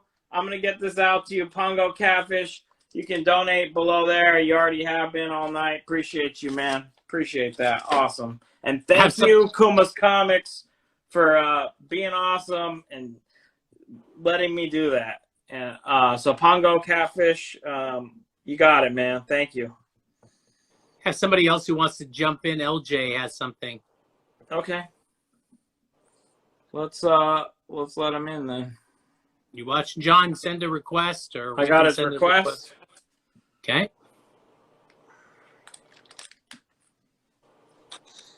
What's up, guys? Hey. What's up, John? Nothing much. I love it. I'm a big wrestling fan, so I was geeking out because DDP and Cody and all them. And I've been pricing stuff for Akon all day watching. We're almost at $12,000. $11,837 just in the counter. There's more than that. It's been great. It's been great. So as I was going through my stuff to get stuff for Akon, about 7-8 years ago, I bought a collection. Hold on 1 second, 1 second. So I just want to reset this. Some new people just got on. So for a while now, we've been doing charity auctions. We had special guests. Everything tonight benefits Culture City. Culture City is a nonprofit that benefits people with sensory needs. Like people with sensory needs, they might have sensory needs because of PTSD or autism or genetics or some type of trauma. But the bottom line is like they have sensory needs that make it so they can't enjoy a lot of the things that we take for granted, like going out to events because the stimuli just makes it not pleasant for them. So Culture City works with different organizations to like make these people with sensory needs be able to do things that they otherwise couldn't do. So they make the nevers possible. That's exactly what they say, and that's exactly what they do. So That's what the counter is down there. That's what all these auctions are for. 100% to them. Elite Comics is not taking anything of this money. It all goes to them. Okay, so with that, John, what are you donating? Awesome, awesome. Yeah, my little guy actually has a buddy in his class who has he has needs and he has to wear the headphones during class and everything. So it's awesome. It's really cool. About a few years ago, I bought this collection. The guy gave me the whole rundown. It's a 1-of-1 on cloth. I was going to get a frame that I never did, and it's huge. There you go. Look at it. Check it out. It's a 1-of-1 Thor. Original art. I'll zoom it in for you. I'll put it on the table and then let you guys see it. Okay. I'll take the phone, so I'll try not to move too much. I don't want to make anybody. So here you go. Original art. He gave me the artist. He knew everything about it. I don't remember all of it now. It was Ace. It was done in 2002. It's a 1-of-1 Thor. It's huge. I don't even know the measurements, but you could see, like, if I just put my arm next to it. I mean, it's pretty huge. So $11, whatever it goes for. I don't even know how to price it because there is no other ones. If you're a Thor fan, it's pretty sweet. So, and it's been a good night. I seen all the DDP. DDP was awesome, man. Yeah. The Jake documentary is great. I haven't seen the other one, so I'm going to watch it. I'm going to try to watch it tonight. Oh, yeah. No, everyone's been great, man. We had Adam Cole this morning. We had Leva Bates. We had Cody Rhodes and DDP. Like, just a lot of people stepping up in positive ways. That's what we love to be able to do on our channel. So it's all going for a good cause today. So this is you don't know about, your friend told you the artist and you don't know the artist name. So it was a few years ago when I bought it. It's a 1-of-1 guaranteed. I mean, if you can look it up more right there, it's Ace 02. And I tell you what, since Russian Max making fun of my arms, if Russian Max comes on and flexes with no shirt, I'll donate $400. Oh, you got to flex with no shirt.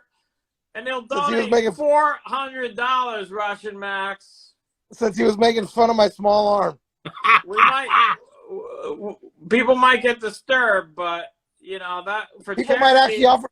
You know what? Don't give us the whole show, but maybe partial show. You never know, Ollie. If he comes on, people might start offering money for him to put his shirt back on. $50. Wicked Gator Comics, $50. Jared's offering to add $150, which I would match. So if Russian Max would come on, oh, he's driving. Okay, whatever. All right, so on this piece here, we are at what, $50? Anyone in at $70?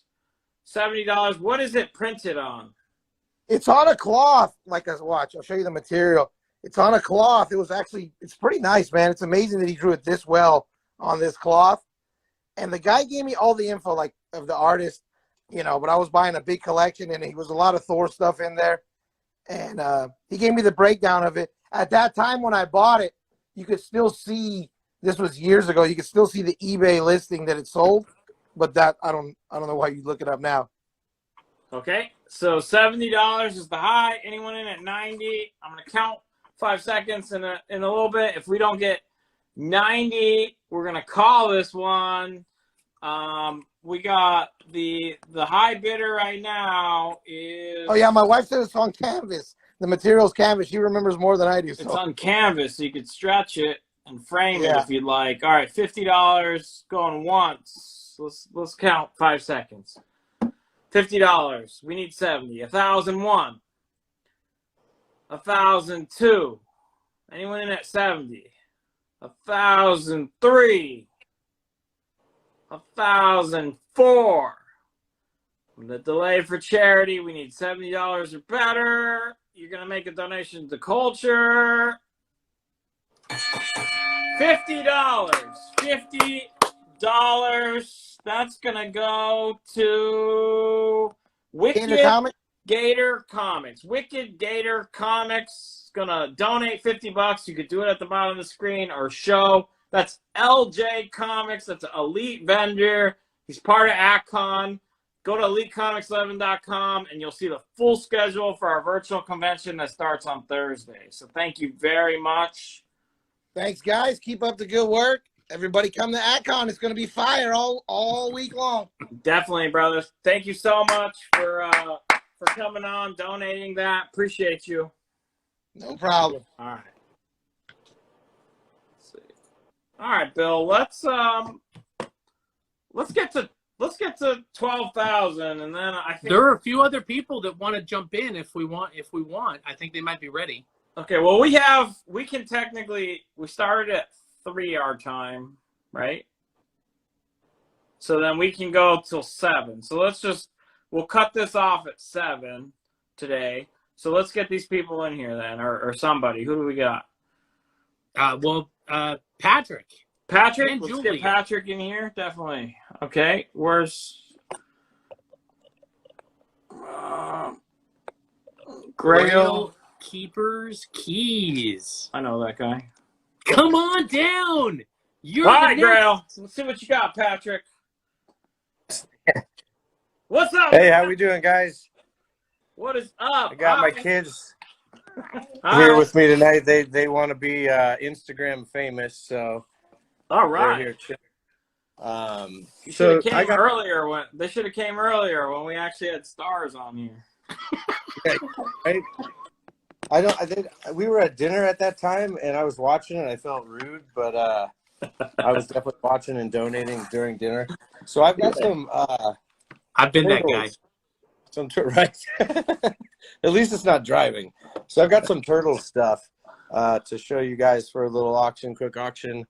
I've got a 9.8 Kevin Eastman sign Ronin, number 1. Number 1. That's right, baby. This is a Splinter. I don't remember where I got this. It's unpunched. It is not the OG Splinter. So if you're expecting that's the OG one, it's not. But it is unpunched and in really nice condition. And then I have this Raphael Pop. And I'll do, that's just like a little turtle bundle thing. Okay.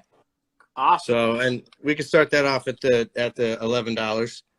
Oh wow. Okay. Wow. So all 3 of those things, starting bid $11.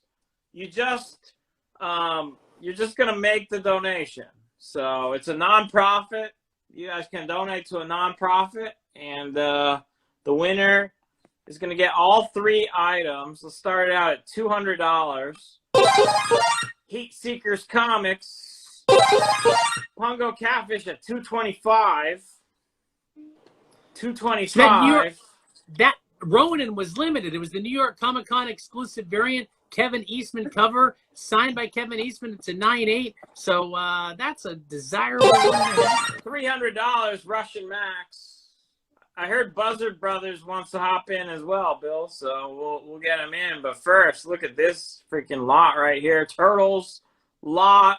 Anyone in at 320 or better, you just make the donation to Culture City. If you pick this up, 320 or better. Max with some metaphorical flexing. All right. Punga. So, 350.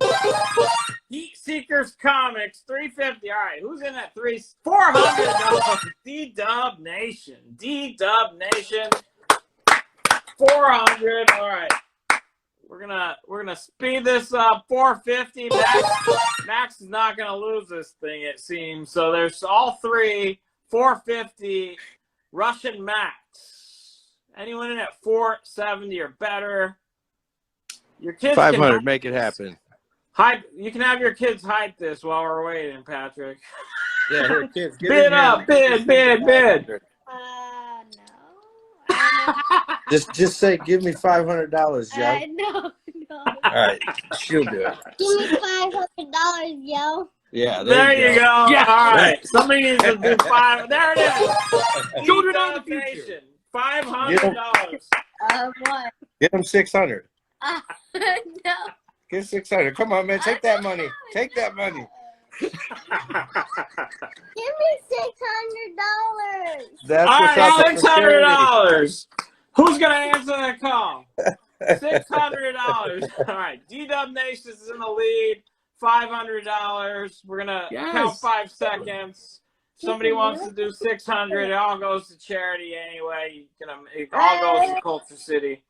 I'm gonna count 5 seconds. If I don't see a higher number than 500, we'll call it there. 1,001.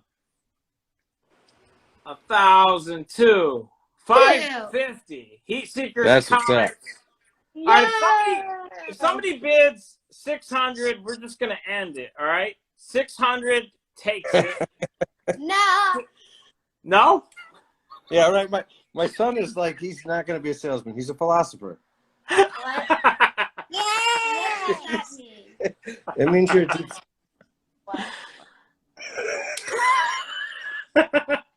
All right, so I'm gonna do this countdown. If somebody says 600, we'll end it. We'll end it at 600. That includes you, Heat Seekers. But we'll give somebody a chance to beat your bid. Otherwise, appreciate that bid. I'm going to count 5 seconds. This is all for charity anyway.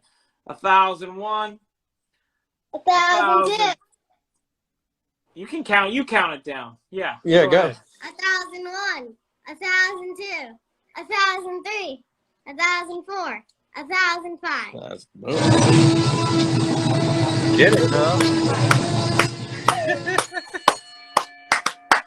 Nice. All Thank right. you, Heat Seekers.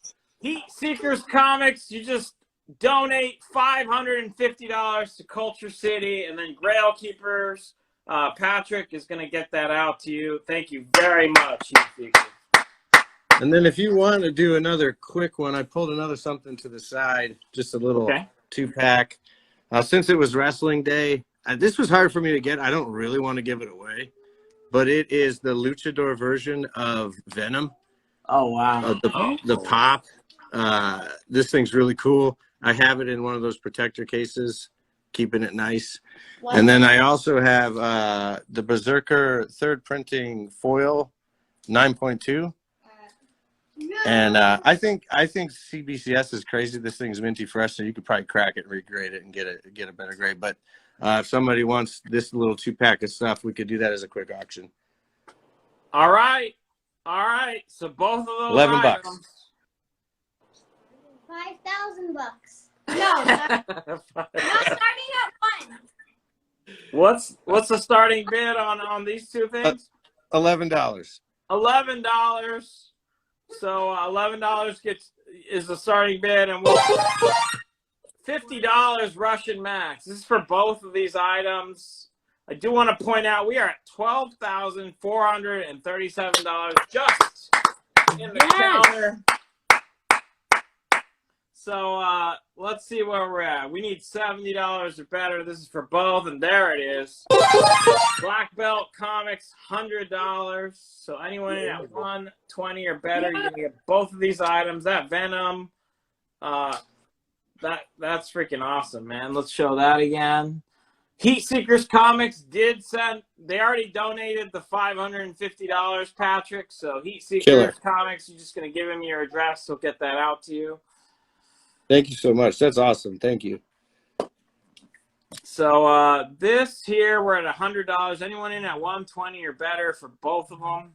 It all goes to Culture City. It's all a donation. They're a nonprofit. You can make your donation directly to them. Nice. Black Belt wants to take Keanu home tonight. All right. Well, I'm going to count 5 seconds, and then we're going to end this thing if we don't see something 120 or better. 1,001. 1,002. 1,003. 1,004. Delay for charity. It's over. $100. Black Belt _comics. Thank you, David. I'll get that out to you ASAP. All right, David. You can donate there at the bottom or straight to Culture City to show us, but he'll get that out to you. Patrick, man, appreciate you. Your kids too. Great job, you two. You just did some good stuff for a lot of other kids too. So thank you very much. Appreciate you guys. Have a good night. All right, you too, man. Thank you as always. All right, peace.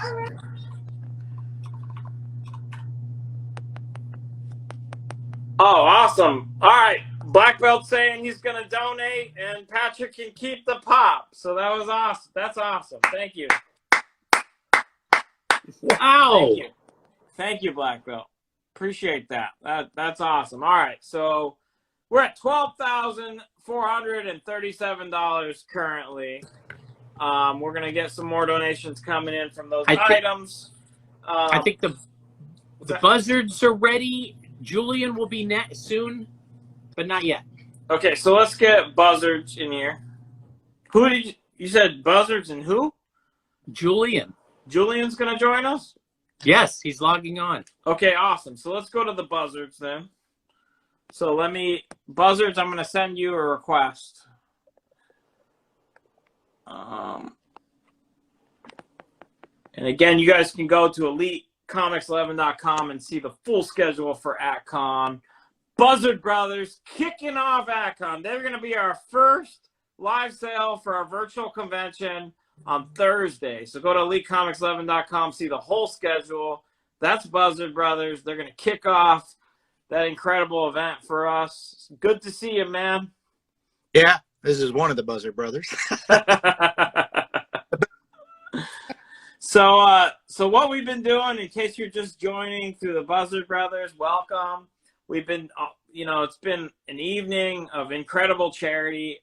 100% of everything is going to Culture City. They do a lot of great work for people with sensory needs. So you can go to culturecity.com, find out more about what they do. But trust me, they help a lot of people. So you can donate at the button down there, or you can bid on what we're about to be shown. So thank you very much, Greg, for coming on, Buzzard Brothers. And what do you have to donate? Yeah, so one, it's a great charity, so appreciate you, supporting it. And obviously the community always comes out to do stuff. So I thought I'd pick a couple of things just from my personal collection. I don't have much new stuff. People else probably know. So this is a newer book for me, but I thought I'd throw it. So this is showcase number 60 in 9.0. First Silver Age appearance of the Spectre. It's a pretty sweet book. I would say let's start this. Everybody's been starting stuff at $11, so I'd say let's start at $11 and see where it goes. Wow. People that know books know it's worth a little more than that. But yeah, all right, let's get them a good look at that. What was the grade? It's a 9.0 off-white to white. 9.0 off-white to white. And what issue is that? Spectre what? Or Showcase? It's showcase number 60. Showcase 60. I mean, you get this awesome book. You get to make a tax-deductible donation to a nonprofit. How freaking awesome is that? Jared in at 325. 325. What year is that from? This is 1966. 1966. It's 9.0. Off-white Michael J. Marks is in at $400. $400. Michael J. Marks. Thank you very much. Yeah, definitely a key. First Silver Age Spectre. Last time he was seen in the Golden Age, so. Jared will not be outdone that easily. $425. $425. FGN showed up. $450 for charity. FGN BRY. Thank you very much. So we are looking. If you look at it. And if you've tried to track down showcases in that era, in that high a grade, it's just silly. So 450 is the high. We're looking for 470 or better now. And that's what we got. Jared, 475. 475. And as a reminder, if you win, you simply make the donation. You're not going to pay anyone. You're going to make the donation to Culture City, either at the bottom of the screen or directly. And then you're going to get this sent to you. Ken Cataldi's in at $500. Nice. $525, Michael J. Marks. $525, Michael J. Marks. Thank you very much. It's very kind. Thank you, everybody that bid. Anyone in at, let's say, 550? Anyone in at 550 or better? 550. Start counting this one down. 550. Jared _ST is in at 550.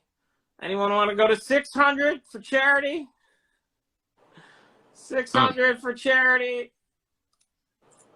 I'm gonna 575. We'll take that. D-Dub Nation 600. Ken Cataldi 600. All goes to charity. 625. Jared will not be beat. 625. Anyone at 650? 650 or better. Let's count 5 seconds. If I don't see 650 or better, that beauty. Oh, there it is. Ken Cataldi. All right, I should just give this time. Save my voice. Ken Cataldi, 650. Oh, man. 650. Wow. Anyone in? 675, 700. It all goes to Culture City. And again, that's Buzzard Brothers. They're going to start off AtCon this Thursday. It's going to be an epic, an elite virtual comic convention. You go to elitecomics11.com, you see the full schedule. But Buzzard Brothers is starting that off for us right on Thursday for a reason. If you've seen their live sales, you know that that's a great idea to have them kick things off. All right, 675. D-Dub Nation, 675. All right, I'm going to count 5 seconds, and then we'll call this one if we don't see 700. Anyone in at 700? Ken Cataldi wants this. He wants to do a great deed. Ken Cataldi, $700. Let's say, let's just give it some time. I mean, it's a good 725 or 750. Anyone in at that? $700 is the high. So 725. Anyone? I'm going to count 5 seconds. 1,001, 1,002, 1,003, 1,004. I'm going to delay 1 second for charity. 750, Jared. All right, I'm going to count 5 seconds again.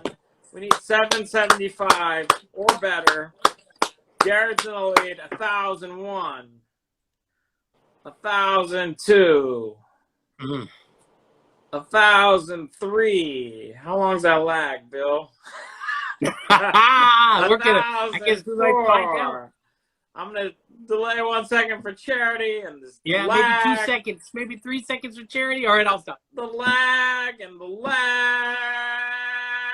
775. Ken Cataldi. Oh man! All right. Ooh, and the rough. 775. All right, make it an even 800. Somebody make it an even 800, and then we'll do a countdown. 800. Anyone? Ken Cataldi's in the lead. 775. 1,001. 5 seconds. Need 800. 1,002. 1,003. 1,004. Delay for charity. Call. 775.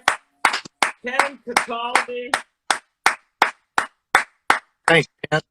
Nice pickup, Ken. Appreciate that. Buzzard Brothers, appreciate you for donating that, man. Heck of a gesture. Really appreciate it. It all goes to Culture City. So thank you for that donation. Appreciate that. Yeah, I got one more little quick one if you Okay. want. All right. This one's a little different. So I do buy some new books. For a number of years I did. And don't curse me too bad, collectors. But I had most of my books bound. Okay.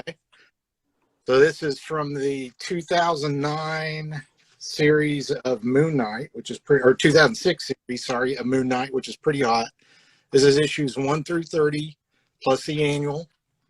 Oh, wow. Bound, professional bookbinder, so you can see all the books inside. Makes it super easy to read. which I love to read the books. But the coolest thing about this, so I got my buddy Tex, Mark Texiera, and Heroes Con one year, did this killer sketch inside the book. Oh, wow. So if you guys know Tex, you know his art. He's an awesome artist, super nice guy.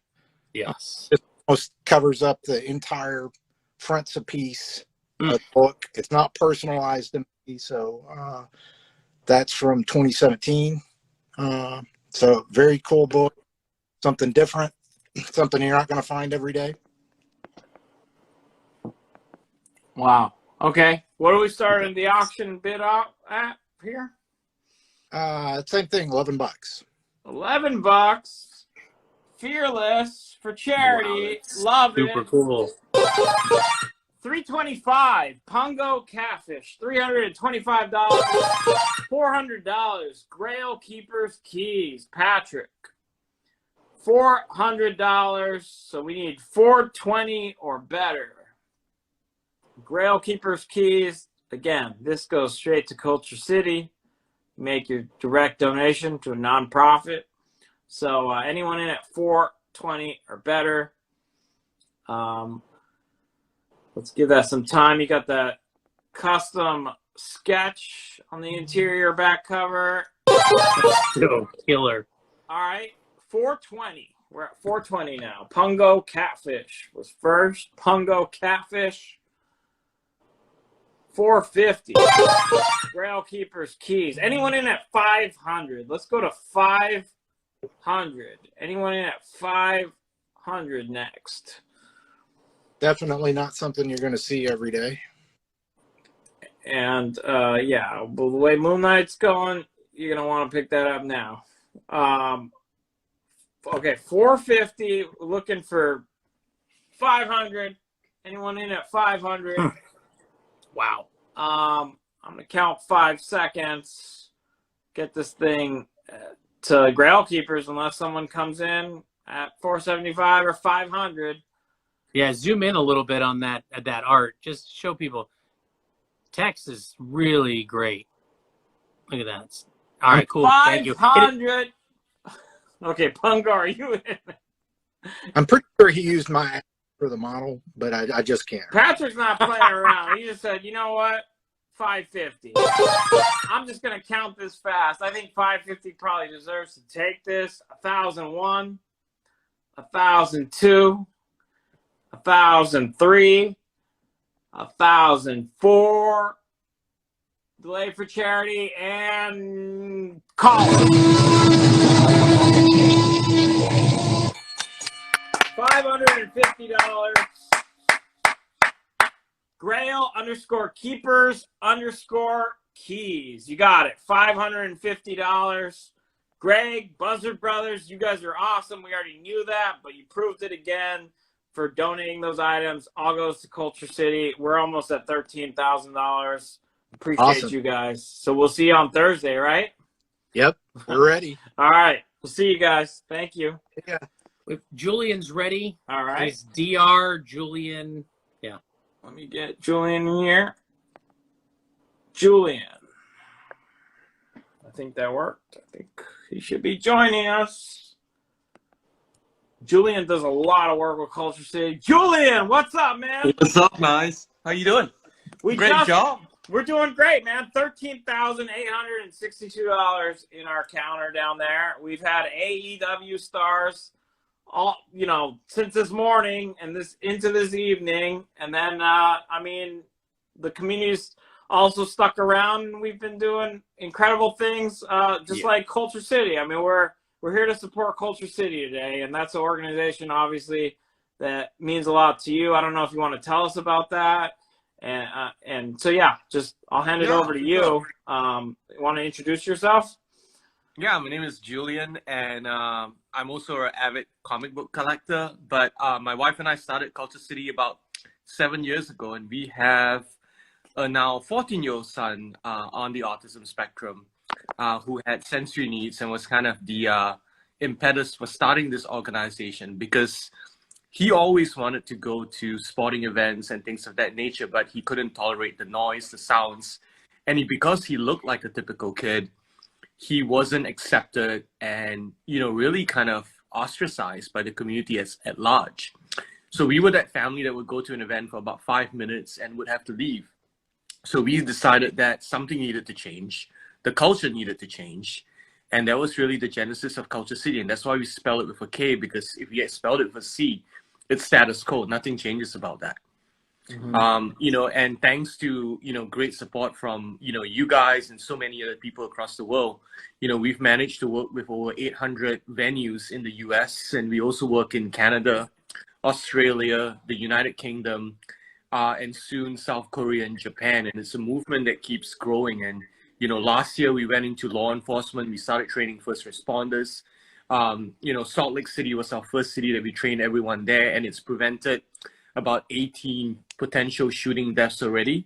Wow. And obviously autism is, our kind of wheelhouse. But when we started this, we started to understand that sensory needs affect 1 in 3 individuals. And, it's not only autism, it's, PTSD, it's dementia, it's mental health challenges, anxiety, ADHD, something that, I think right now, after especially coming out of this year of COVID, a lot of us can relate to. That sense of isolation. And that's what, these people go through every day. And I think that's what you're doing here today, is taking a stand to really make the nevers possible and open up a future of possibilities for them. Yeah. I mean, there you have it. I mean, how freaking incredible is that? That's the kind of work that Culture City does and is doing. So that's what you guys are supporting today. That's what you've done. We're at $13,872, and that's 72 of you guys, and that doesn't include some of these items we've been, not everybody has donated that way, so we don't know the total yet, but it's an incredible turnout. So really appreciate that. So there you have it. And what are we doing, Julian? Do you have an item with you? Yeah. All right. Hey, I've got some cool items, man. Okay. You want to start with the big one first or go from there? Your call, man. This is from the personal stash. We have, I will All right, let you let's know, go. we have 20 All right. minutes before First up. Instagram boots us off. So, All right, let's do it. First up, Avengers 181. First appearance of Scott Lang. 9.8. You guys start the bidding. Wow, 9.8. Let's go. 9.8 first, Scott Lang, and then Yeah, 9.8. Let's go. They're all 9.8s, okay? 9.8. So you just have to make a donation to Culture City, a nonprofit. Yeah, it's tax write-off. Yeah. And you get this 35-cent variant. Yes, newsstand. First appearance of Scott Lang, who becomes Ant-Man. Ant-Man movie coming out. Bill, any sense of the fair market valuation on this right now? In 9.8, not off the top of my head. You said it's a They price, gotta go big, you said right? it's a price variant too? Well, I don't know if it's the price variant, but it's a 35-cent one, but I'm not 100% on that. But it's a 35 newsstand. cents. He's Yeah. not sure if it's the price variant. It's a 9.8 white. $700. Heat Seekers Comics. Heat Seekers Comics. Why don't you tag Turk Comics, Bill? Turk All right. Comics. Got an 800 from FGN Rock. FGN BRY.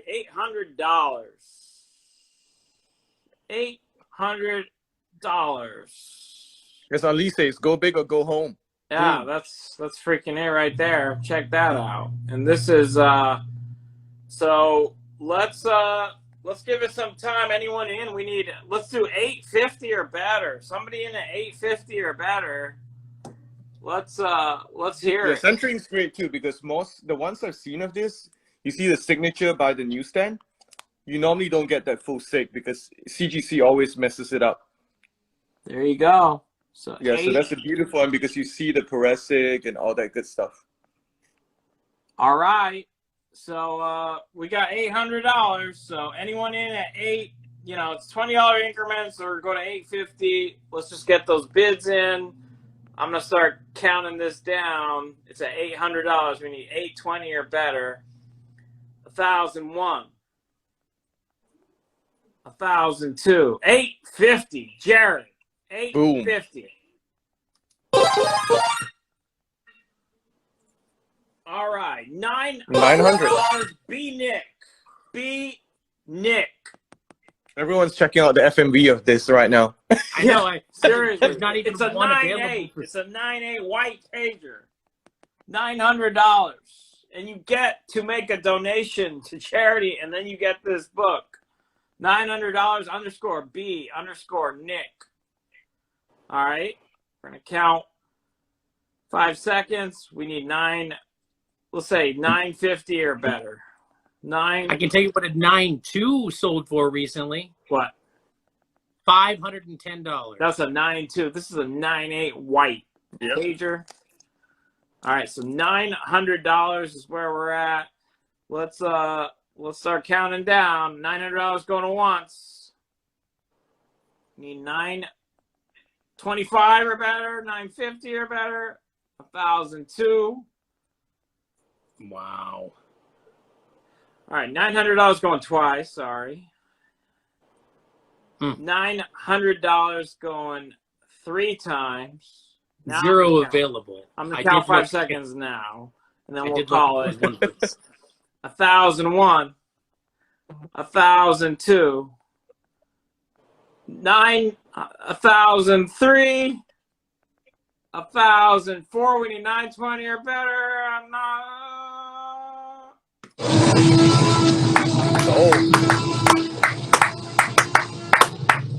$900. Let's give that to underscore B underscore Nick underscore B underscore Nick. $900. Thank you very much. You can make that donation to Culture City right now in the chat, in that donation box right there, or you can go make it directly to your to their website and then just show us you made it. And Julian is gonna send you that book, so you can get a hold of us. We're happy to help. Awesome. All right, let's do a few more real quick. Okay. All right. Hawkeye 1, signed by Jeremy Renner. 9.8. You can see the card there. Let's go. Wow. Signed by Jeremy Renner, and it is a 9.8 white. It is a 9.8 white. Do you know anything about this, Bill? I know the Jeremy Renner had to even value that, but what's the base book? Do you know anything, Bill, about it? It's a variant, so I'm not 100% sure. All right, so starting bid. One started at $200. $200. Tree City Comics, $200, he says. $250. Alan Jester. Signed by Jeremy Renner. $250, Alan Jester. Anyone in at $300? We'll take $275, Jared. Take $300. Rob Buys Comics, $300. Anyone in at $325? V. Nick says $350. $350. Anyone in at $375? $375. Anyone in at $375? You will just make a donation to the nonprofit Culture City for the awesome work they do for people with sensory needs. $350 going once. Anyone in at $375? It's signed by Jeremy Renner. It's a 9.8 white. 1,001. So it's all new Hawkeye #1. It's the main cover, and it's got both Clint Barton and Kate Bishop in it.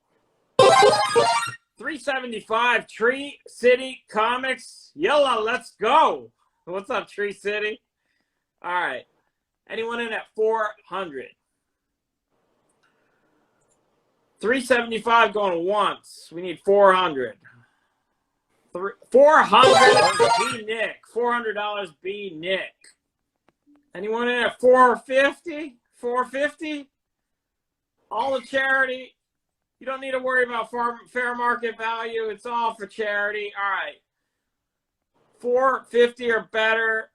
$400 going once. Anyone in at $450 or better? $400 going twice. Hawkeye show is going to start soon. That's so cool. $400 going 3 times. I'm going to count 5 seconds. If I don't see $450, we're going to call it for B. Nick. 1,001. 1,002. 1,003. 1,004. delay 1 second for charity. Just buy some time for charity.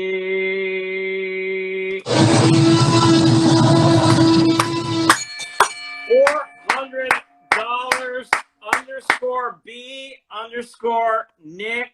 Thank you very, very much, man. You can donate there at the bottom on that donation counter, or you can just go make a donation to Culture City directly and show us that you did that.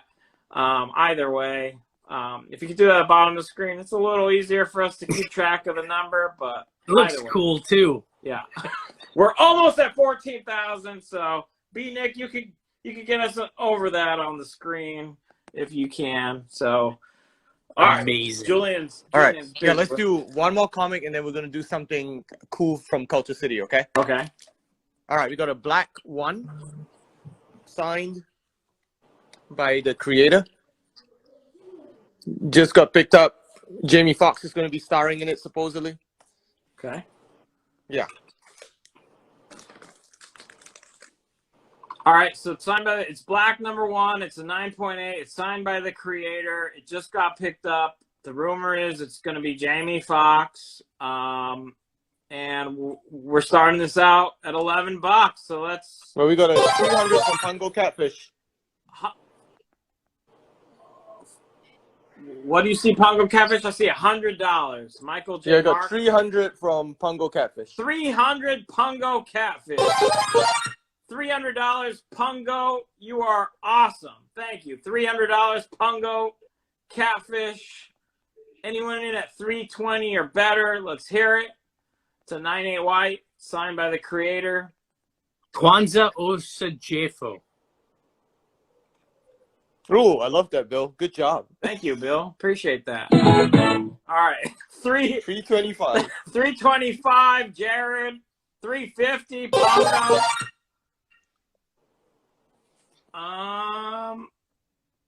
Yeah, Nick, I see Nick made the $1,300 donation, so we are at $15,182 there. Wow! Thank you so much, you guys. All right, so 350. Anyone in at 375 or better? Wait, 15K? Did Black Belt just made 15K, or is he saying 15K? No, we just broke $15,000 for Culture City in the chat, so that's freaking awesome. All right, so 350 for this item. We're gonna close this one down if no one else wants to go. 375 or better. 1,001. I'm gonna count 5 seconds and we'll call this. 375 or better is what we are looking for. 1,001. 1,002. 1,003. 1,004. 375. Jared's in at 375. So who wants to take this to 400? I love it. 400. We got to make this quick because we only have 11 minutes and there's one more item. So last call for any bids. And then at some point within the next minute or so, I'm just calling this one. So 400 or better. Let's hear the high bid. I'm just going to basically just hang out. I'm about to call this thing any second. So anyone has a bid, get aggressive right now. It all goes to Culture City. 375. Oh, I like this. No counter. It's danger. 1,002. Element of danger. Oh, you are 1,003. counting. 1,004.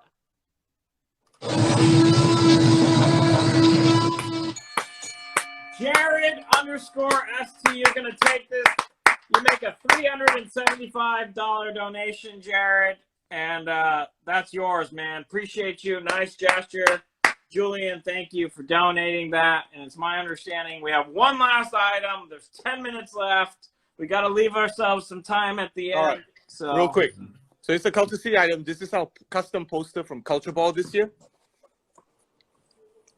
So this is signed by Imagine Dragons. If I can get it all up. So it's signed by all 4 members of the band.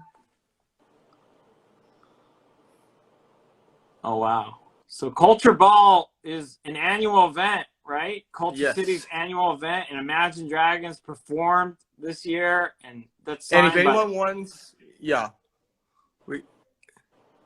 so it's signed by all 4 members of Imagine Dragons. Yeah. And what is the starting bid on this awesome piece? Let's start at 100. $100 or better. It's signed by all the members of 200. Imagine Dragons. $200 Heat Seekers. $200. We found some heat there. Somebody wanna? If we get this up to 500, we're gonna get to 16,000. Hey, if anyone wants to make it 2,000, I'll throw in 2 tickets to Culture Ball next year. Oh, if somebody goes to 2,000, you get 2 tickets to Culture Ball. So what Next is year? Yeah, it'll tell be in people a little August bit next about- year. So tell Culture people Ball a is our little fundraising gala.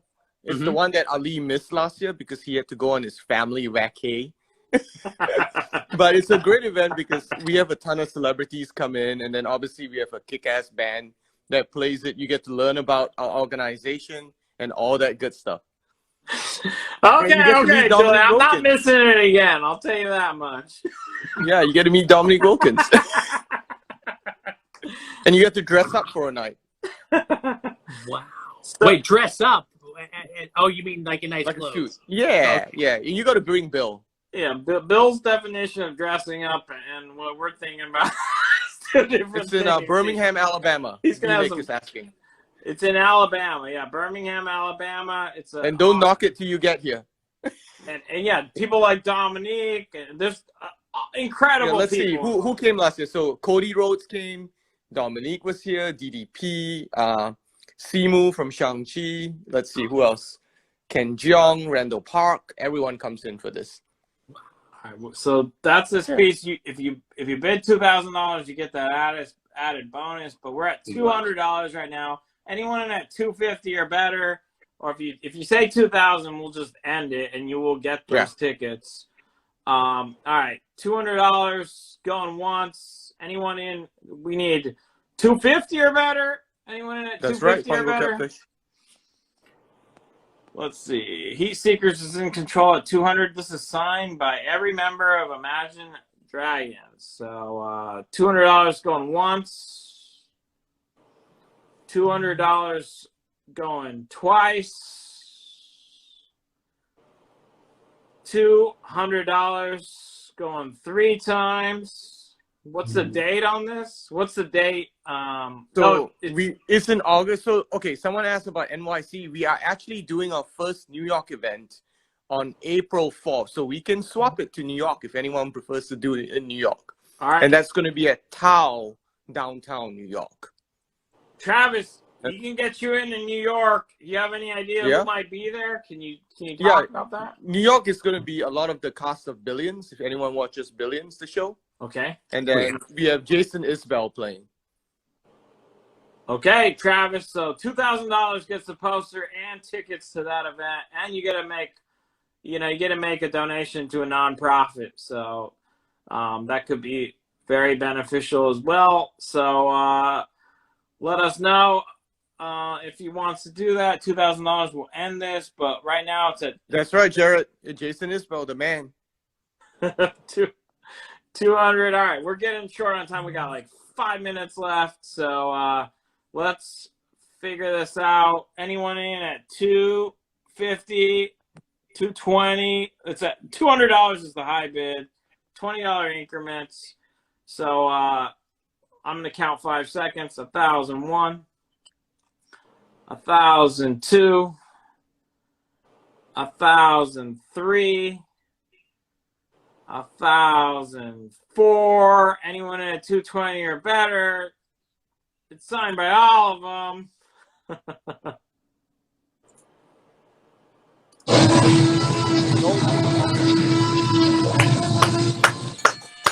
All right, $200. That goes to Heat Seekers Comics. But I want to point out, this is a great pickup, Heat Seekers. But you donated books, you bid on books today, you did a ton for Culture City today, Heat Seekers Love it. Comics. So you deserve that, man. I'm glad that you're getting that.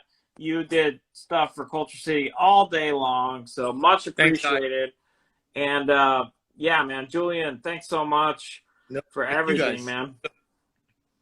Appreciate that. Take care. And you guys, yeah, just EliteComics11.com. You'll see the whole schedule for AtCon. You guys have been great. Look at that, $15,557 and more, because it's not all there yet. We're going to tally it up, but you guys came out regardless for Culture City. You guys are awesome. Appreciate it so much. Thank you very much to AEW for all those guest appearances and bringing more attention to this great cause. And Julian and the whole team at Culture City, it's always a pleasure to work with you guys. Oh, same here, guys. You'll take care. All right.